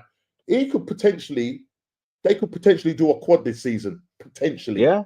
They're going to be favourites going into the Carabao Cup final, and they've won that cup numerous amount of times. Listen, we understand that, Newcastle have won it in how many golden years? Won a cup in 50 years, right? But they're going to go in there confident, I'd love Newcastle to go and win that, but they're going to go in there confident. They're looking very confident in the Champions League. I think they're going to do very well in the FA Cup, and I think they're going to win the league. Can you imagine in his first season, he does a quad, or even if he doesn't do a quad, he does a domestic treble? Then everyone should just go, wouldn't they? Or does the everyone needs to go? Champions League and the Premier League. If he does that, Normski, it's a failure from every other manager that thought that they were or spent money. It's a mass failure. He can just come in there, not even sign. Oh no, I say not in signing anyone. They signed the Italian geezer, but he's hardly one played. It's not like wow, Liverpool are absolutely going to win the quadruple because of him. Do you know what I mean? It's not. He's been bit part at sort of best. So he's just came in, and it's almost funny because they've signed no one, and Liverpool have got better. So what does that mean? New manager, same players, and they're better. Maybe it's the fucking manager. Maybe you can actually coach these players. Well, he actually came in and said, he's really pleased with the side that he's inherited. He's just going to do a few tweaking here and there. You know what I mean? Just sprinkle a couple of sugar hair Yeah. there. Yeah. Change up Gravenberch. Yeah. Remember, they were after Zubimendi. Yeah. Yeah. He turned them down. Right. Look what he's done with Gravenberch. Look what he's done with Gravenberch. And so it all boils down player, to Normski. Different player.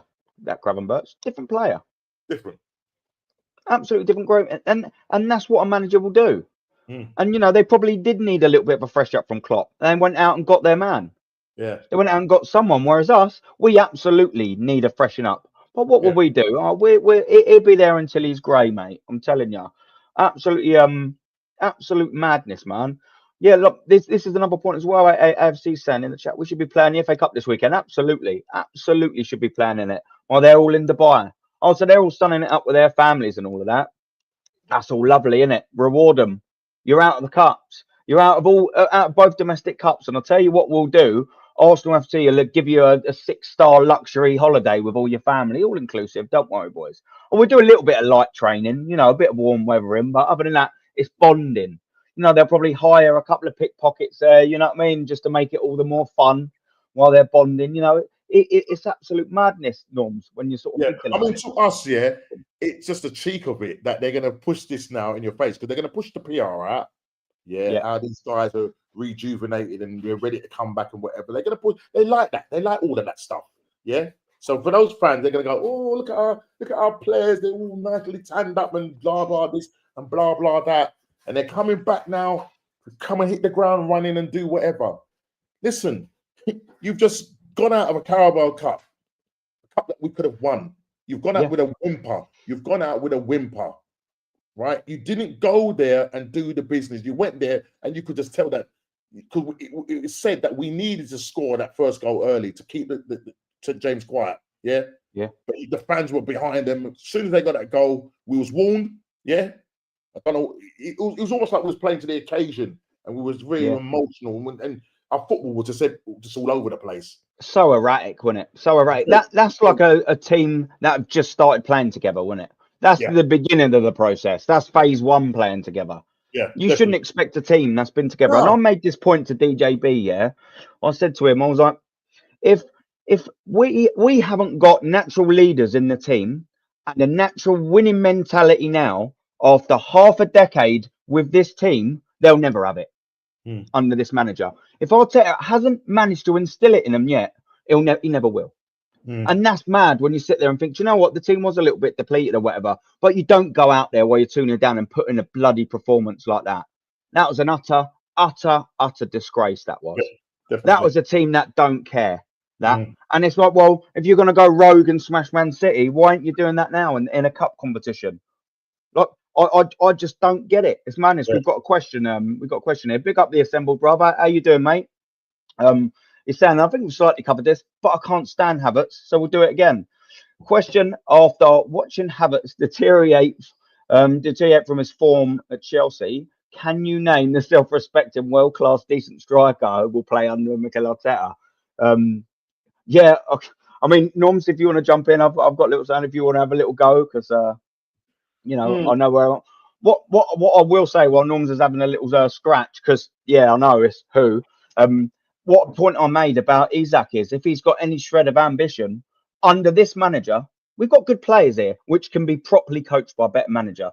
Under this manager, Isak won't come under there, which semi-answers this your question. So that's one of the big ones out the way. Gyökeres might do because, you know, he's sort of in a league where, you know, he needs to take a next step now. He needs to. But, you know, the problem is then with the Gyökeres thing is if a club like Barcelona or something want to come in for him, why is he going to come to Arsenal? Why? And then who does that leave? And this is the worry, because, you know, I'm sure, you know, if he played football, my nephew, you know, he was a pro footballer. Obviously, but he's, you know what I mean, he played at sort of like League One level. Great level, mate. You know, great standard of football. And the thing is, you know, sometimes you want to kind of get into these footballers' heads to say, well, you know, if you know, they say Arsenal has that special knock, you know what I mean? Yeah, and you ain't gonna say no. What's that? It's a bit of a special knock. But the thing is, the thing is, you look at Arteta, you know, from the very beginning, from the very offset, when you know this hierarchy, you know, hired this guy.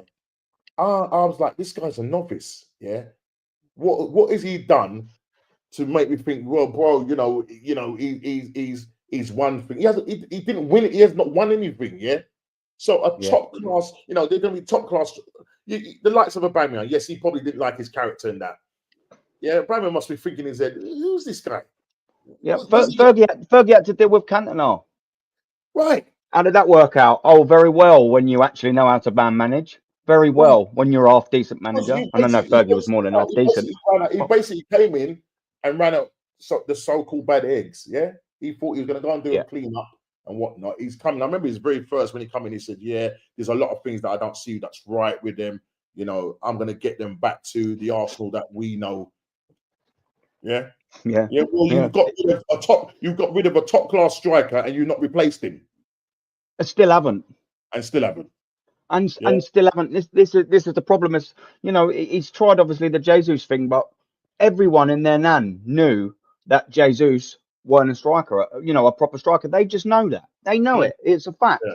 Why did Man City get rid of him? If he was, they wouldn't have got rid of him. It's as simple as that. If he was good enough in that position, they wouldn't have got rid of him. Absolute fact. Absolute fact. Why did we sign him? Yeah. We knew he weren't prolific. I think his highest score in Premier League season for Man City was 14, maybe. I mean, that's not bad if that's part of your front three. You're like, yeah, cool, 14 goals. Give me a bit of that alongside a 20-plus goal striker. You're like, yeah, cool, that's wicked. I'll take that. I mean, do you know what I mean? Once they found out that Haaland was coming, you knew he ain't going to start. Because I remember when he first came, you know, he tried him out, didn't he? He's not. He dropped Aguero to the bench because he wanted work rate. That's what Arteta. He wanted, not Arteta. I keep saying Arteta. Pep wanted them to press, and that was something that Aguero wasn't. Aguero, top G of a player. Yeah, man sat him down on the bench and said, "Yo, if you ain't gonna press for me, you ain't gonna get on there." Yeah. You do. Yeah. Jesus, I mean, as I said, the most goals he's scored, I think, in his total season there, I think I think that's in all comps. I think it's 95 goals. I think he scored for them. Yeah, and he was there for good. What he went there? 2017? Yes, Mr. Luca. Yes. How you doing, fella? How are you? Good to have you on. We're still going. On the screen with Mr. Luca. How are you? How are we doing, my man? Good to finally have a little chat with you. Yeah, why not, man? I'm sure you'll happily just pick up from where we've just sort of left off, because guess what? We're talking about how crap our manager is. Yeah. It's something I know you know a bit about, my friend. Yeah, this manager, mate, Arteta needs to be sacked. It's madness. What I was doing here, and I'll quickly jump and sort of finish it, because here, right, so I'm on the screen right now, yeah, we've gone out already against Brighton, Danny Welbeck dagger at the Emirates, by Carabao Cup. Yeah. And then we've got Oxford, nice little draw, 3-0, wicked. Next round, Man City, 1-0, Aki, bye. There you go. That's all of them done then. We have a little fake start race. Oh no, we've still got the Europa League against Sporting. What's that? We get done from the halfway line and then go out on penalties. Bye again at the round of 16. That's another trophy binned. Salah. Oh, and you know, we nearly won the league that year. No, you didn't. You absolutely bottled it. Absolutely bottled it. But don't worry, we'll win it the next summer, boys. We'll win it absolutely the next summer. This is our first Champions League one back. What do we do in the cups this year, I wonder? So we know we didn't win the league. What did we do? All third round, we muscled through, buzzing against the Bees. Then what did we do? Champions League group stage, obviously got through. Oh, then we in the fourth round, we get knocked out at West Ham 3-1. There's another trophy. That's probably number 16 of all the competitions it entered in. Ta-la, see you later. Third round, oh, straight away as well, I'll buy. There you go. There's your domestic doubles gone at first hurdles. Ta-la. And then look, pigs here in the Champions League at Porto. I was at the Porto Stadium for that. We was absolutely pathetic. What's the name? What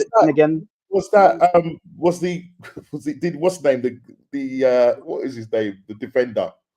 He's about. That was Pepe. Yeah, he's rolling around there like that, absolutely handling us. Do you know what I mean? Absolutely handling us on the old Zimmer. Pass me the keys to me bimmer. What we doing here? And then we made a pig's ear of that. And guess what? Pray for Bayern. Bye Arteta. Pray for Bayern. Ta-la. Off your pop. And there you go. Like, and then this year, obviously, we know Manchester United, absolutely pathetic. And then we just seen that. Luca, help me out, man, because I'm just glad there's people in this chat and people on this panel that we regularly talk to. Makes me feel like I'm not fucking going insane. Look, for me, look, this manager needs to be sacked, bro. Like I did a podcast for the post-match reaction yesterday, and I went crazy yesterday, and I went all in on this manager and the ownership, and like it ain't good enough at the moment. Like how can people believe that this manager and this fan base all believe that Arteta is the right man for the job? 5 years he's been in this job, yeah, and as that FA Cup's not Mikel Arteta's squad. That's Wenger and Unai Emery's squad. And when are people going to actually realise that this manager cannot take it anymore? Signing that 3-year contract. We already knew that he signed that 3-year contract. It was already planned in January, right, of last year. And he ends up getting that contract. People hype him all up. We all thought that this summer, right, was the summer, the last summer, but we sat there and bought Raheem Sterling, yeah? Raheem Sterling, Raheem the Dream, yeah? And then from there, look what's happened. We look so worse this season compared to last season. When the beginning in every department, innit, mate? In every department, not just in one, like everything. And the transfer window is awful. Calafiori, right, with his new looks, right? He's Sweet Prince. He's injured every 5 minutes, right? Yeah, literally. And then, of course, Mika Moreno is rubbish, okay? I don't watch La Liga, right? But however, I saw him in the Euros. I didn't think he weren't all that. Like, people think that, oh, he's good for squad depth. And what? Mika He Moreno scored in the same stadium as his dad. Oh, yeah, wonderful. How hot. An average footballer, right? If you're going to get a Real Sociedad player, go and get Zubimendi, which is probably going to be ours next season, if it happens, right? If it happens. Yeah, if it happens. And Next season FC. Yeah, we should have got him at the beginning of this season, but we didn't. Yeah. We ended up, and to be honest, that deal took 3 weeks to get that deal done. Yeah, like it was longer than that. It was. And then we end up getting a goalkeeper that made one appearance the other week, comes out a goal, which I really do not have a clue why he come out a goal, and you're never going to see him again. Like, name me any of these good signs. None of them have not been good. Calafiori's probably not been bad out of the whole 4, but apart from that, none of them ain't been good. And this is why this also comes down to the Cronkies and Arteta. And also this January transfer window, we were told, right, a lot of people are blaming the Cronkies over Mikel Arteta. You can't just blame one after the other. I think it's all of them. It's all of them, from top to bottom. Yeah. Facts, It is all of them. Because the reason why it's all of them, because Arteta is pretty much coming out and saying, oh, I'm disappointed. And what? How can you be disappointed where you're just trying to make excuses throughout the press, trying to get your way out of things, where we all know that you're wrong, Mikel. Yeah. And this is why we fail, right? Yeah. Every single season.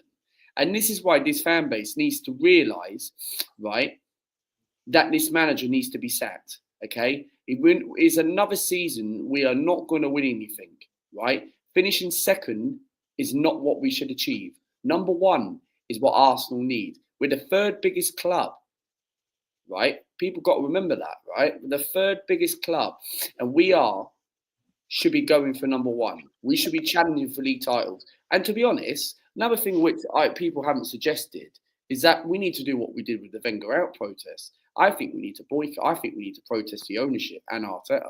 I think that. The difference is with it now, Lucas, and I totally, Lucas, sorry, I totally agree with you. Yeah, 150%. I would be there with people having a protest. The only problem is it's only effective in numbers, and the vast majority of this fan base, and especially their match day going ones, they're all Arteta sexuals. Like, it's about 85% of them are still all absolutely giddy with this geezer. So the problem is whilst I absolutely 1,000% agree with you, we'll just end up being 5 geezers and a banner. Do you know what I mean? Because we for an effective demonstration against them Cronkies, we need to get the majority on side, and they are just still too far gone at the minute. But the same people that wanted Unai Emery out, right? Of course, it didn't work out, but still, Unai Emery today is still a better manager than Mikel Arteta. But you get people, and I've had people on my channel, right? People saying to me, "Oh, would you rather be in Arsenal's position compared to Villa?" It doesn't matter where people are going to say what position it is. Of course, we want to be better than Villa, and we are better than Villa. But trouble is, people shouldn't be using the accountability of a scenario of using the word position. No, we know that Unai Emery is better than Mikel Arteta. Because when it comes to trophies, Emery has won two Europa Leagues with two different teams. Arteta has won nothing. And this manager, right, is so dumb, right, because he thinks the Charity Shield is a trophy. The Charity Shield is not a trophy. It is not a trophy. But that's him slapping, pushing him back because he's under a lot of pressure. Yeah, right? he is. A lot of pressure. So when somebody's under a lot of pressure, they start saying dumb things, right? And you can see it because, like, what? No, it's free.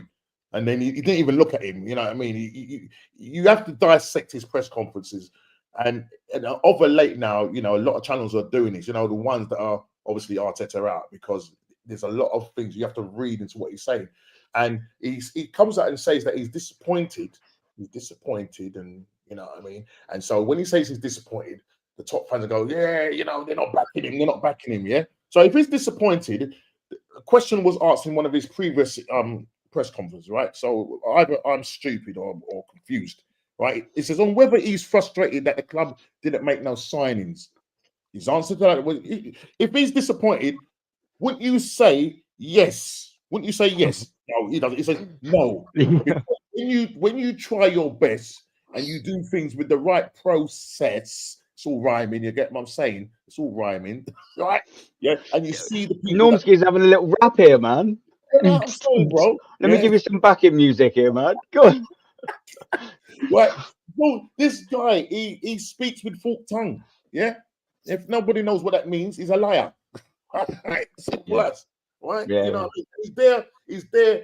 He's going to get his £15 million, right? And he's just going to be the mouthpiece for them guys. He's just going to protect them. Yeah. He ain't going to turn around and say to them, no, you need to give him the money. When he knew that he needed a striker, right? And we needed a striker before Saka got injured and before Jesus got injured. Yeah. We needed that, right? And it came out. And when he was really pushed, and they said, there was a couple of people around you who were shouting that we need a striker. And he goes, pardon? Like you can understand. When he eventually came and he had to really answer, he turns around and says to them, well, no, because Jesus is out injured and Saka's out injured. So that tells you, that if these guys weren't injured, he wasn't going to get a striker. Because what they're essentially saying to him is that you need a striker.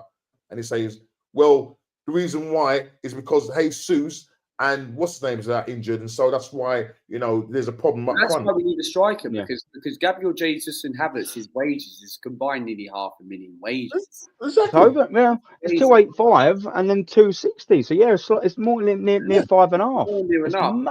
The problem is with this football club, we're finished as a club anyway. We've been finished for a club for a long time, and the trouble is, right? The thing is, these owners, right, gave Mikel Arteta so much backing, right? And Arteta's coming out apparently saying that he's blaming the Cronkies. Well, he's not. The Cronkies are not the only ones to blame. It's Mikel, to be honest. Oh yeah, like, they're all in it. They're all in it. And this Edu Gaspar replacement, his assistant or his friend, whatever they called it, right? Jason Ato, right? He had the answer. He ain't the answer. Well, like, what's going on? I thought we were supposed to have Riziki at the club. I thought we were supposed to have Bergkamp at the club. What's going on now? But this is the thing. Mikel Arteta, when we first got this guy, right? The problem with Arsenal, we don't go for the elite managers. We go on the cheap, and then we end up giving them big values, trying to make ourselves thinking, oh, this manager's so good, £15 million a year. Arteta shouldn't have been nowhere near worth £15 million a year. I'd rather get that. Should be nowhere near the contract, no, mate. Do you know what I mean? You put it into perspective. What business would go, all right, well, you've had a really bad summer and you're sort of doing all right. Here is a treble pay rise. You'd wait until the end of this season because, as I've said before in this chat, it's hardly as if there's queues of clubs going, oh, fuck me, Mikel Arteta's doing some bits at Arsenal there. I think he's going to be at Real Madrid next season. I think he's going to be at Barca next season. I think he's going to be at Man City. No one wants him. What was the rush? If he went to just Real... handcuff yourself in it. Sorry, Luca, bro. That's all right. But if he went to Real Madrid or Barca, I think he flops. Of course he does. I think they won't give him the patience, bro. They won't give him clubs like that. Will not give him 5 months, let alone 5 goddamn years. Right? You know what, right? Clubs in Spain, right, La Liga and all these sort of European clubs, they have more standards compared to England, compared to the country, because these clubs, like the Real Madrids, the Barcas and the Atletis and that, right? Yeah. All these top clubs who have competed in European success for elite, and these top managers all around Europe have standards. In this country, not to disrespect, right, but in this country has no standards whatsoever. Like literally, there's no standards. Like if Arteta went to a Real Madrid, you'd be sacked by season. Think about the managers Real Madrid have sacked over the years. Yeah. Like, look at it. Germany as well. Bayern Munich. Munich is a massive club, yeah? Have won Champions Leagues, yeah? Right? And the trouble is, they had Thomas Tuchel sacked and Munich fans were happy. And now look at him, he's at England, yeah? So the trouble is, if that Arteta walks into a club like Real Madrid, he'll be sacked. Even that DJ2 says in the comments, he would be sacked for 5-6 months. Yeah. But they won't do it at Arsenal, my friend, because Arsenal is run by a business. Yeah, and that's what it is. It is a Ponzi scheme. It is a Ponzi. Right? Yeah, someone put that in the comments a minute ago, and all we heard about being a Ponzi scheme is right. Sammy Muckbell, who is probably linked with these guys. Shammy fucking Cockbell, yeah. Right.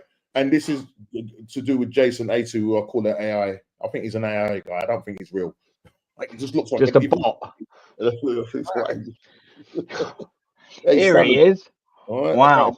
Focus it. There you go. Look. If he's AI, you thought they'd have made it a little bit more pleasant on the eye. Right. Jesus Christ. Sammy Buckbowl, with supporters desperate for a signing, interim sporting director Jason A2 could easily have made himself an instant hero by sanctioning the moves for either Matthias Tell or Alvaro Morata. Right.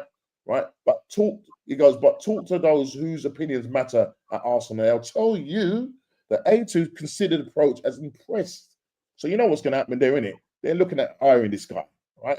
Yeah, and he's one that is aligned with the club's long-term strategy. A2 is understood to have improved his standing among those behind the scenes at the Emirates since his interim appointment. So get ready, lads. Jason A2 is coming in. The thing is, this Jason A2 sounds a bit dodgy. Jason A2. For me, he is somewhere where he's going to ruin this football club.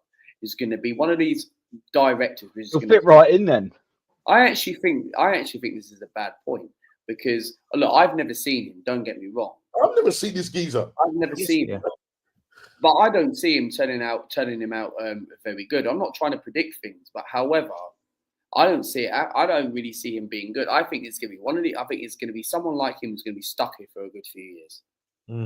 Yeah, like all the overpriced players that we've got here, just all completely sponging off the club. That's what I'm saying. That's what I said earlier on, Aaron. I said it's going to be interesting come the summer. Yeah, because there's going to be an awful lot of players that they need to get off the books. And is this man competent enough to do it? Is he experienced enough to do it? Listen, he was Edu's assistant. Sounds familiar, doesn't it? No, it sounds familiar, this. He's Edu's assistant, yeah? And if Edu gets it wrong, what's he going to do? I think he's going to be worse because this is the thing. Well, we're not going to get the players, but we know what we need. Yeah. We ain't going to get no Isaks. Yeah. Isak, I reckon he stays at Newcastle. The Gardens guy. Yeah. I think he stays for another season. Yeah. So the trouble is, right? I look. Here we go. This Aaron. There's another guy, Earl Francois. You want to pick up? Oh, we've got another one. Hold on one sec. Yeah, bruv. Us three will be absolutely polite gentlemen to you. Just come on and tell us. El Francis or whatever his name is. Francois. Come on, Francois. Put yourself on this channel. Come on, bro. finish up your baguette and jump on. Come on. bro. Finish your croissants, bro. Why don't you get on here, bro? Tell us. Just have a little. We'll have a little friendly, peaceful chat, and you can bring your mate George or whatever his name was. Arteta for who? And Brett. It's like Arteta for who? Okay, so Mr. Francois, if Arteta was to walk away from the club, who would you pick? Put it in there. Yeah, put it in there. Jump on and tell us. Arteta came out and turned around and said that he thinks he can't take this club any further. Who would you have then? Since there's no managers out there, who would you have? Come on, we're waiting. We're waiting patiently because you've told us to. Because you know I don't swear, Aaron. Yeah. Yeah. He's a good lad. I don't know. Our links is in the comment. You just click it. Yeah. How'd you pin it, Luca? I don't know how to pin it. There's a pin option at the top. You know the voting bit. You know, like when you have like a vote. I don't even have that. The vote. I don't even know where that is. Oh my god! I'll have to show you like next. Yeah, time. yeah. For another time. Yeah. For another time. Yeah, because you can once you put it in there, you can. Yeah. I can't see that. It's not highlighted, so you've got to pin it. I've never done it, but yeah. Yeah, mine don't say it, but yeah. Either way, it's there. Copy and paste it. You've obviously come to a positive channel, so please. Oh, put your answer in. Put your answer. We're waiting. Stop hiding behind keyboards. Yeah. Put your face on camera. We're prepared to put our faces on the camera. Okay. Yeah. So just copy and paste it, and then click it on the top. Yeah. Just copy and paste it. Yeah. Exactly right. Just copy and paste that into your website thing, whatever they are, internet browser, and that should come up, and then you'll be in the backstage. I don't know whether it maybe you might be because he's in. I don't actually know why. Macy couldn't get on earlier, but you managed to get on easy. So yeah, I don't really know why some can, some can't. But yeah, either way, mate. For you, DG2, yeah, do that, and please, for you, El Francois, please do the same. Copy and paste. We'll be very, very polite to you. Listen, Aaron. At the end of the day, if he doesn't like what we're saying, yeah. If he doesn't like what we're saying, why are you here? Exactly. He's there for attention, bro. I get this all the time. Yeah. I literally just time them out. You know what I mean? I just want him to come on, like, and explain. I'm going to naughty step for 5 minutes. Yeah. But look, I'm quite you know what I mean, a reasonable geezer, yeah. Like, and I've been like it throughout work and everything like that. Someone's got something to say and it's good. I don't care if I'm running my company or not. Yeah. If the trainee or whatever says something really good, I'll run with it. If you've got a good idea, I don't care who or what level you are, how old you are. I'll listen. So, and it's the same applied here. Listen, I don't know. I'm not the guru of Arsenal. Please come on and what you got to understand, for his information, we ain't going nowhere. So, bro, if you wanted to shut up, and get out of here, unfortunately, you're still gonna hear our mouths, So we're still waiting, though. We're still waiting for your answer. I'll tell you exactly what's happening now. He's looking at his life-size poster of Mikel Arteta on his bed, and he's going. He might have ducked out. He's having a right old tuggeroo, isn't he? He's got that stock on the go, he has, and he's just absolutely tugging it to old perfect-size Arteta. Francois, you dirty bastard. Dirty bastard. Yeah, anyways, man. DJG, like I said, try. Let me know how it goes. But they don't come on, do they? They never do. I don't know why. Someone told me they was going to cut my head off the other day, like just because I didn't want it. Yeah, they was like, "Oh, I'm going to cut your head off," and I was like, "Watching your manager's football makes me want to cut my own head off." Like, what we doing here? You see the violence that they throw at you. Yeah. Just because you've got a different opinion to them, and they don't like it, they have to turn violent on you. It's mad. But if they see you and say, hello, Luca, hello, Normski, how you doing, mate? All right? Proper little bitches. Absolute bitches. What can you do? Well, let's listen to some sense. What the dough baker? Let's read out a bit of sense, right? Need a left winger? Yes. Need a proper 9? Yes. A top centre mid in the summer? Tick. Yes. Yeah. We ended up with Cala. Boo. Marino, Submarino. Boo. Well, he's going to make it around soon. There we go. So I'm not going to do the whole thing. I'll be there all night. And Sterling, we haven't seen the best of him yet. Oh, you're right. We ain't seen any of you yet, Sterling. That's absolutely right. None of the players stop for us. They wouldn't even get in one of the worst Wenger's teams bench, let alone Arteta's first. Look at that. They're bench players, and he spent all of our transfer fund on them. I wonder if I think it makes sense. I wonder if he's actually seeing Arsenal win a league title. I wonder. Oh, mate, yeah. It's madness. El Francis is actually seeing Arsenal win a league title. Yeah, I wonder if he has. I don't know. Yeah, oh, mate. Old El Francois, he absolutely 150% has started supporting Arsenal since 19.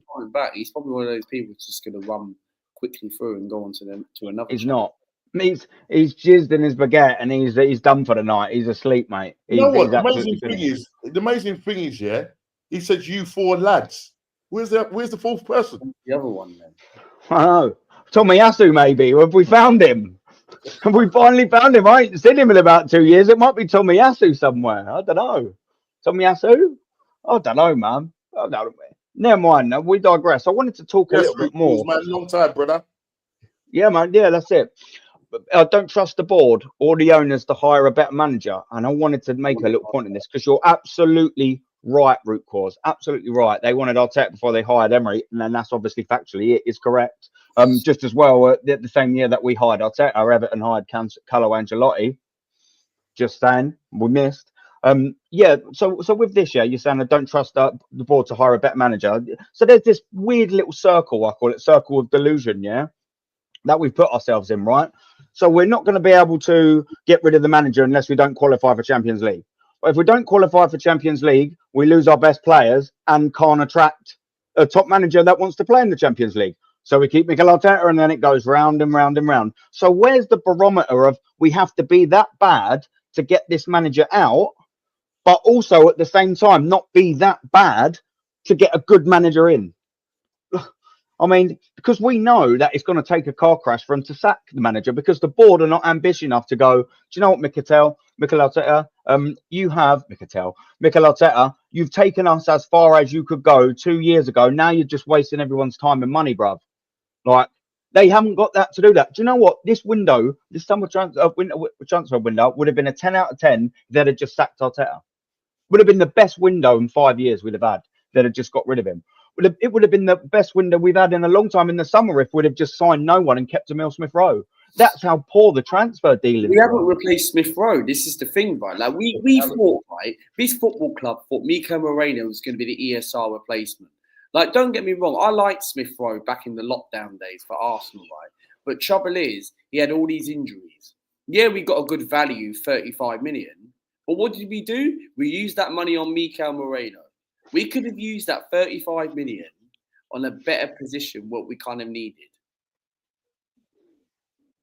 And we still haven't replaced it, bro. We haven't replaced hardly anyone. And we're going to need a goalkeeper in the summer. Yep. Right? We're probably going to end up getting this Garcia bloke, right? From Espanyol, which I don't know if he's any good or not. We're probably going to need a centre half because Saliba, we don't know if he's going to be leaving or not. Right, I think left back might be okay, depending if this Hato. We've got about 10 of them. I've got another midfielder. Yeah, we need a proper central midfielder like an Odegaard, but even better.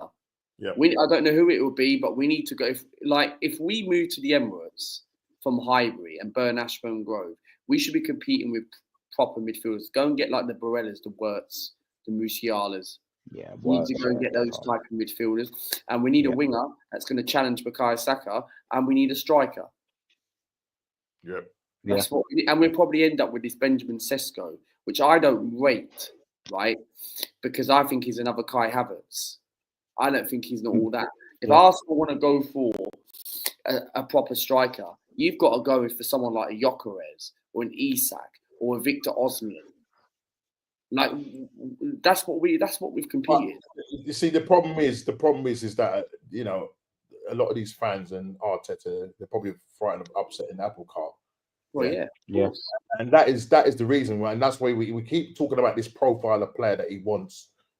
Could anybody care to tell me what this profile of player is? Because I just thought you don't get a striker to put the ball in the back of the net, maybe hold up the ball. We haven't had a striker since Robbie van Persie. That Yeah, lot. but Aubameyang came and sort of left. He won us the FA Cup pretty much single-handedly, really, didn't he? Yeah. And aside from that, you're right, because he had a bit of a stinker year after because of the way he was sort of half-treated. He weren't managed very well. But yeah, you're right, Robin van Persie. And what since then? Do you know what I mean? Yeah, it was nice getting Aubameyang, but it didn't last for very long. And the problem is that was 2021, man. All right, you know what I mean? When that was going down the proverbial shitter. Why has it taken so long? And this is what I said to Normski earlier. Why has it taken so long to get a striker in? Why has it taken so long to get Saliba covering at right back? We all knew the disaster that caused 2 years ago. So he just sits there and thinks, well, do you know what? That wrecked our season that year. So what we'll do is we'll definitely not buy a backup for him. So if it happens again, we'll definitely be screwed again. Why has it taken 2 years? I think What do they do? They keep playing left backs. Yeah, fact. So this is with the left back thing. This is what makes me mad, yeah. So the left back thing, right? So Tierney, he can't invert. So what we'll do is we'll buy Zinchenko, and then now that's that. No, he's not good enough. Tierney don't invert. But what about the 10 years? Everyone says, oh, but he's always injury prone. All right. So what we'll do, because Tierney's always injured, we'll buy Zinchenko for 35 million, who's always injured. Oh, and then guess what? Oh, he's not cutting the mustard. We'll buy Calafiori, who's always injured. I mean, come on. What are we doing here? You know what? This is the crazy thing, yeah. He bought Timber, right? Because we know that Timber can play across the back line. He played as a centre back for Ajax, right? But when he brought him into the side, where did he play him first? Left back. Yeah. He's got an obsession with the left back. Yeah. He spent on play it. When Ben White got injured, right? Okay, so fair enough. He's a versatile player. He then jumps in for Ben White, okay? So now Ben White is back now. You're going to have two areas that is strong. Do you know what I'm trying to say? You're going to have two areas that are strong. But the left back is not sorted out that left back situation. He doesn't trust Kieran Tierney because Kieran Tierney doesn't play the inverted thing. He's just your traditional left back that overlaps, yeah? And under Unai Emery, that guy was brilliant. Yeah, when Martinelli linked up, yeah, that season. Yeah. When Martinelli was playing down the middle and he was whipping in those balls. Yeah. Right. Yeah. So, you know what I mean? And I think it was a couple of games ago where we were so short that I think after the match, Declan Rice came out and said, oh, he was obviously trying to make a point. Like, we ain't got no left-sided attackers, Martinelli. I don't know if Martinelli was injured or the fact that Martinelli had to play over there, Trossard was injured, that we had to go and bring on Kieran Tierney to play as a left-sided winger. So there might have been a shout out to the board. He might have just turned around to Declan and said, look, throw that in the conversation if it does come up, and he done it. But yeah, we've got to, I mean, in the summer, he'll probably get rid of Bart Simpson and he'll get rid of, because Tommy Ash's there, you've got to sell him because this guy just made out of glass. They give him a new contract a year ago. Did you think, I'll tell you what we'll do with our most injury prone player? We'll extend his contract to give him a pay rise. It's crazy. It's madness. Do you know what, that left back, yeah? We've signed players that have played at left back. We've signed Zinchenko for 35 million. Kivior, we've signed and played him there. Timber, we've signed and played him there. Calafiori, we've signed, obviously, and played him there. Tavares, I'm sure I'm missing another one, but I can't quite think who it is. Tomiyasu's played there. We've spent about 145, 50 million quid on players that we've played at left back. You add that into the fees of Aaron Ramsdale and David Raya. You add them together, you've got about 200 million. So this manager has spent 200 million to absolutely break the left back and the goalkeeper position. I mean, you can't write it, can you? You spent 200 million, and Martinez is better than David Raya, and Tierney is better than what they've got. So spent 200 million breaking two positions. I mean, you can't write it, can you? Can't write it. You just cannot write it. And they're like, oh no, he's a good manager. He knows what he's doing. Misappropriation of money, man.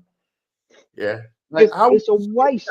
And you're right. If you was to sit down and add that all up, you're probably going to be nearing that figure.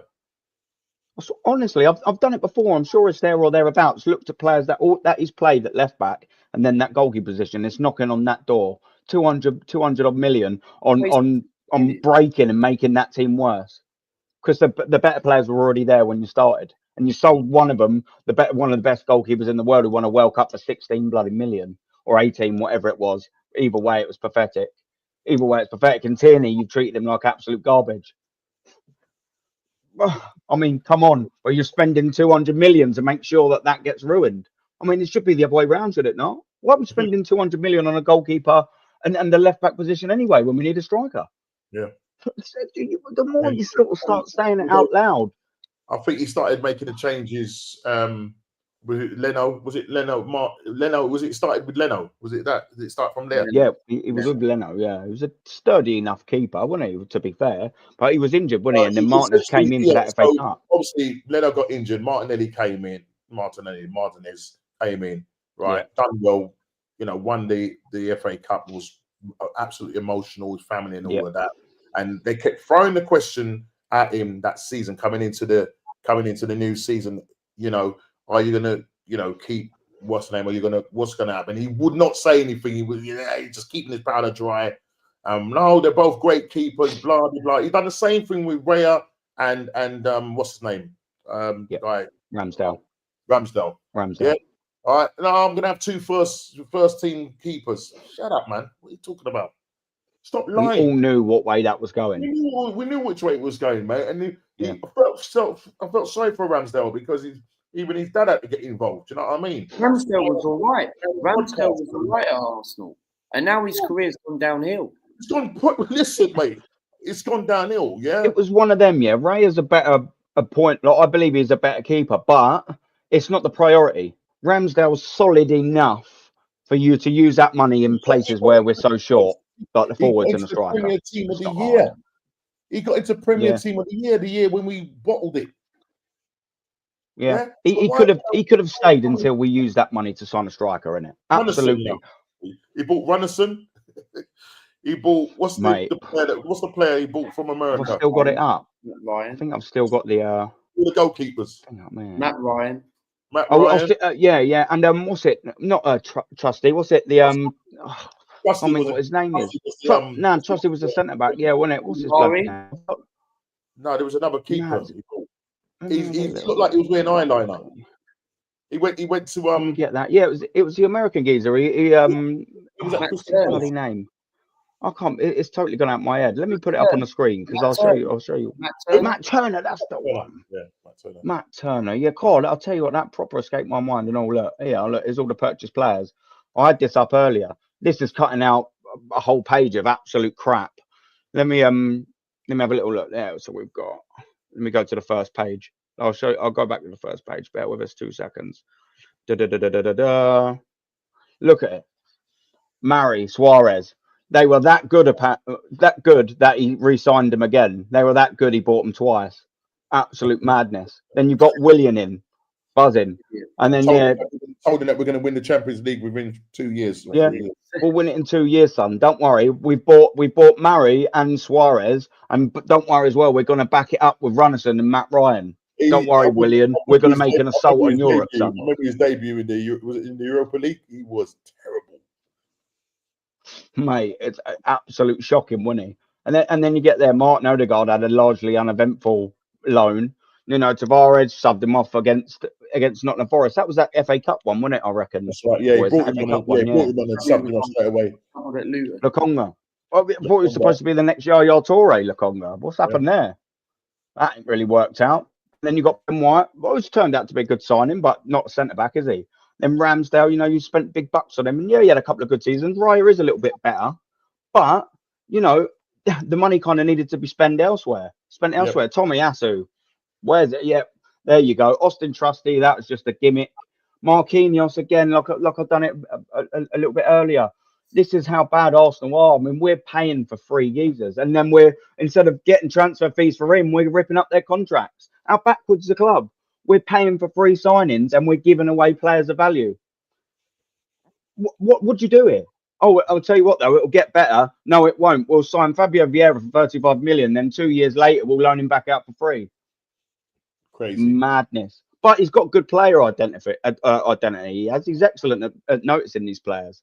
Absolutely excellent at it. Why have we not got a CM like a Verts, like what you said, Luca? Yeah. We're desperate for someone like that who can beat the ball in the midfield. Like Martin Odegaard. Look, I love Martin Odegaard. Don't get me wrong. Some people out there might not like Odegaard, but I like Odegaard still. And look, he's not having a good season for Arsenal. I get that, but he's still such an important player, and you don't know what Odegaard's going to turn up. And I think we need another player like that. We need someone magic in midfield. Think about what Man City had when De Bruyne was in his prime. We haven't had any of that since probably Fabregas. Like, we need someone like that who, and I think Arsenal need to go out and go and get people like a Barella, a Florian Wirtz, a Musiala. We need someone like that. That's going to obviously be like a game changer. That's going to be very creative. That can really come to the Premier League. But you're talking about £100 million. But Arsenal ain't going to do that. Absolutely not. 100% absolutely not. And do you know what the worrying thing is as well, mate? Is he's going to be in charge in the summer. Let's just say we'll average out and say we need 5 players, yeah? Yeah. Do you trust this geezer to actually get them 5 players right? No, I don't. Let's just, No, I don't. He ain't even got 5 right in 31. I think for me, we probably will. Like, I think I don't know what signs will come, but I think we all know that Sesko will be our number 1 target. We all know that's happening. Yeah. And then we'll probably end up getting maybe a good winger coming in. Nico. But probably end up being Nico Williams. But The thing is, though, I mean, we're saying all of this, yeah, but there's a bit of a curveball here because, you know, you're hearing now that Real Madrid are looking at Zubimendi. They're also, you know, Nico Williams. Said he scored a couple of goals. Possibly go to Barcelona.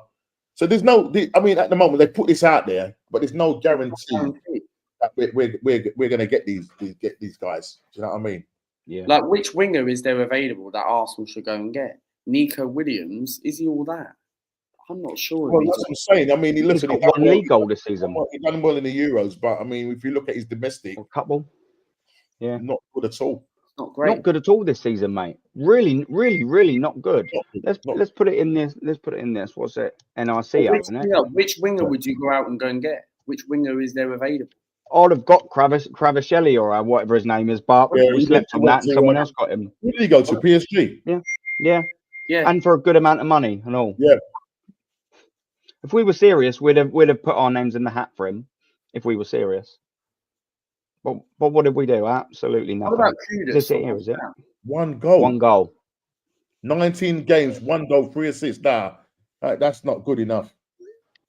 Poor, isn't it? That's poor. I mean, that's like not even Martinelli stats. His brother's doing a lot better though. Yeah, what's his brother's name? Was it Nako? Whatever. Inaki or something like that, or something like that. Yeah, something. Yeah, there or thereabouts. Yeah. No, he's not too bad. I think Lee says it all the time as well. He watches a lot of La Liga. I mean, that's what I'm trying to say. The thing is, Lee does watch a lot of La Liga, so he knows a lot. So nobody's going to school him on that. You know what I mean? We're occasionally watching that, not on the level that Lee watches it. Do you know what I mean? And you can see from his watch-alongs that he does, you know, on his other channel. Yeah. He's got really good football knowledge anyway, and he's watching that league. So most of the time, he don't get a lot wrong either, does he? Lee, to be fair to him, do you know what I mean? To be fair to him, he said about Moreno. Everybody was gassing up about him, and he said about Moreno that this guy's not good enough. Right? He's playing 2nd or 3rd fiddle to Zubimendi. Okay. You know, he's got a year left on his contract. Yeah, we went through his transfer history, didn't we? That, you know, and he wasn't that brilliant. You know what I mean? Yeah, not at all. Arteta thinks that he's the one to sort out that left hand side to what was it? Unleash Martinelli down that side. Unlock him. Unlock him. Calafiori and Marino are going to unlock Martinelli. They can't even unlock themselves. I'm still waiting. Do you know what I mean? It's madness. I'm going to read out these last chats. And then, because Jesus is not going to be leaving. Jesus probably won't leave until January or even the following summer, right? Yeah. And then, of course, Martinelli, I think we should get rid of. I really think we should get rid of him, but he ain't going in. If a Saudi club comes in, 89, do you know, I think Arsenal will end up getting rid of Trossard. Oh, yeah. But I think he's stalling on a new deal. There's something about that in there, I think. He's been offered and don't want it. I think someone will come in for Trossard. I wouldn't mind if Trossard. Would you give? I mean, listen. How old is Trossard? How old is he? He's 29, 30, and he's got to be there. Yeah. He's currently on 90k a week. Yeah. Are you really gonna up his? Do you know what I'm saying? And I think, you know, obviously because he hasn't been getting the game time, you know, he's been throwing a little bit of a shock and everything. He was linked with the Saudi. That didn't happen because I thought there might have been a definite thing that they were going to come in and get him towards the end of the summer window. Yeah. I don't. I mean, if he's stalled now, can you really see him? Can you really see, especially if we're going to go and get someone like a Nico Williams or whatever, or somebody, because we are searching for a left-sided winger attacking with winger. Oh, yeah, of course. Is he going to look at that? Is he going to look at that and go, you know, well, actually, look, you know, I mean, I'm just going to go down. I'm just going to fall down the pecking order. So maybe, you know, in the summer he ends up going to probably a Saudi league or something like that. Do you know what I'm saying? Yeah. It could easily be something like that because he would go down the pecking order. We've been trying to get one, haven't we? In January, Scott, would you have took someone like Mane as a backup to the end of the season? Sadio Mane. I respect him, but he tortured Arsenal for so long. I kind of grown disliking about him. He's a phenomenal player. Absolute menace. He's an absolute menace. But how I would love him, mate. You know, I look at Liverpool and I look at what Klopp has done with that team. You know what I mean? Half of them that side came from Southampton. And look, you know what I mean? But you know, Klopp they made the right signings though. Yeah, they are the right sign, and they all complemented each other. Even though maybe, you know, Mane couldn't stand Salah, but listen, you know, when that front three, you know, not Firmino, the other guy, it is Firmino, isn't it? Yeah, I'm tired, man, so I think it's him. When they linked up, bro, they were just lethal, absolutely lethal. The right hand side, left hand side, and then you got Firmino just doing his business, false nine. It's epitome. He was the epitome of a false nine. He played that brilliant. You know what I mean? Phenomenal. He assembled that wicked. I'm going to read these comments out, and then I'll let people go. I'm looking at the time on there. It's like 3.5 hours. I'm like, you've definitely done an emergency. I know. Yeah, I didn't mean to. When I messaged Jez and because I said, oh yeah, we're going to do a little thing. I was like, oh yeah, I'll only be on for about an hour. I know, 3.5 hours later, I've been looking at that clock and I'm looking at the time and thinking, oh wow, it's after 12. I think everyone's got a bit of work in the morning and things like that. I'm like, I think maybe I should start wrapping this up. I'm looking at the time, it's like 2 hours, 3 hours, 3 hours and a half. No, but listen, there's so much to talk about. I mean, there is. You know, and not only that, we had some interesting characters in the chat as well. Yeah, man, and one of them here, man. Recalls, big up, bruv. I'm sorry, we are Arsenal Football Club and shouldn't be run this way. Absolute facts. For the love of God, can this fan base just unite and reset the elite standards our ticket prices and merch should require? Yeah, boy, we've always been the higher ticket prices. I can tell you that for a fact. One's 13.75, I think, or something like that, up a tier to the left-hand side of North Bank.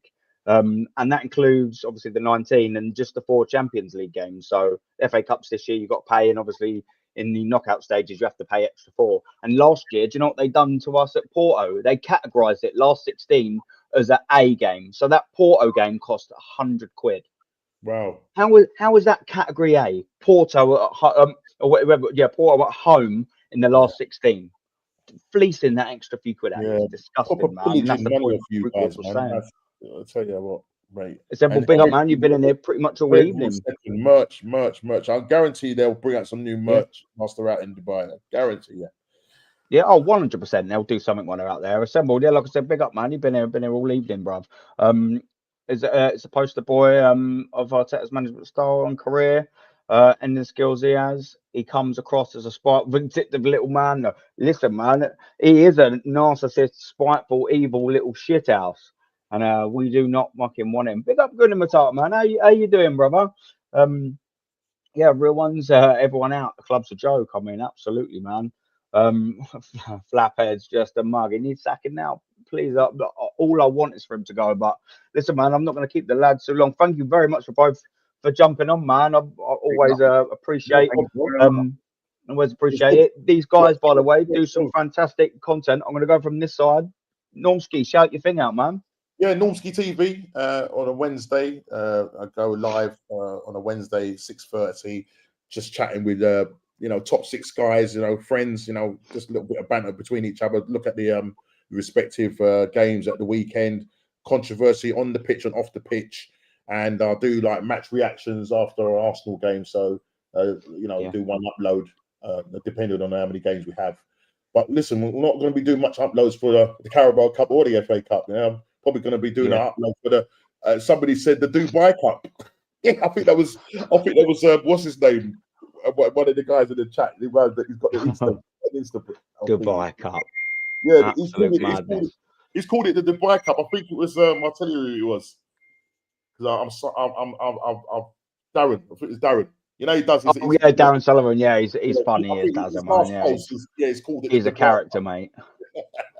Yeah, he's a Dazza. Yeah, no, he's a proper real goon. Yeah. Not a top one. He's proper. He is Darren. But yeah, man. Yeah, man. It's good to have you on here, Normski, as always. Big up, man, and Luca as well. Oh, sorry, go on. Yeah. Thank you very much for having me on. Yeah, if in case people don't know who I am, subscribe to my channel, Luca Talks Ball.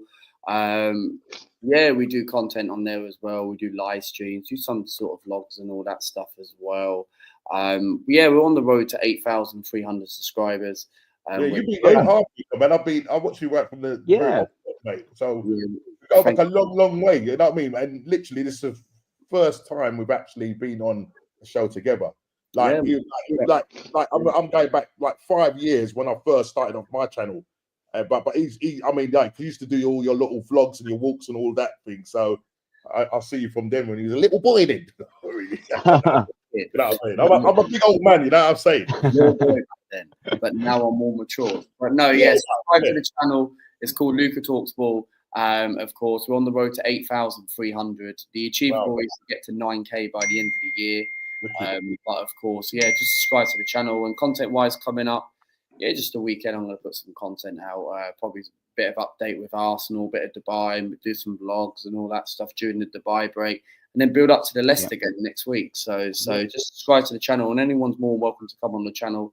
Just drop me a DM, and you know where to find me.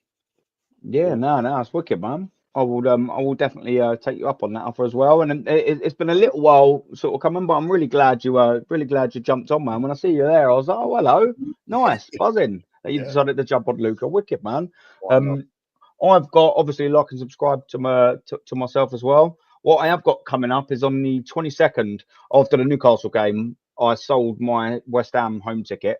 And I'm doing a live watch along. He's going to be sat next to me. I've got my dad next to me. He's a West Ham fan.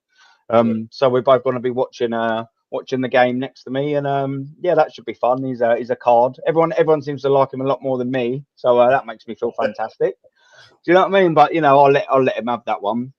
Yeah, that's for the West Ham game, and then just like you boys, I've got a couple of reactions. I like floating about on other people's shows. Basically, I like talking about Arsenal. You could probably tell, just like all of us three here, we love talking about Arsenal. It's why we do it. Look, we want them to be successful. Don't forget that, people. You know, we're not negative. We're just not liking what we're seeing. When is it going to be successful? Whenever it may be. Could be years to come.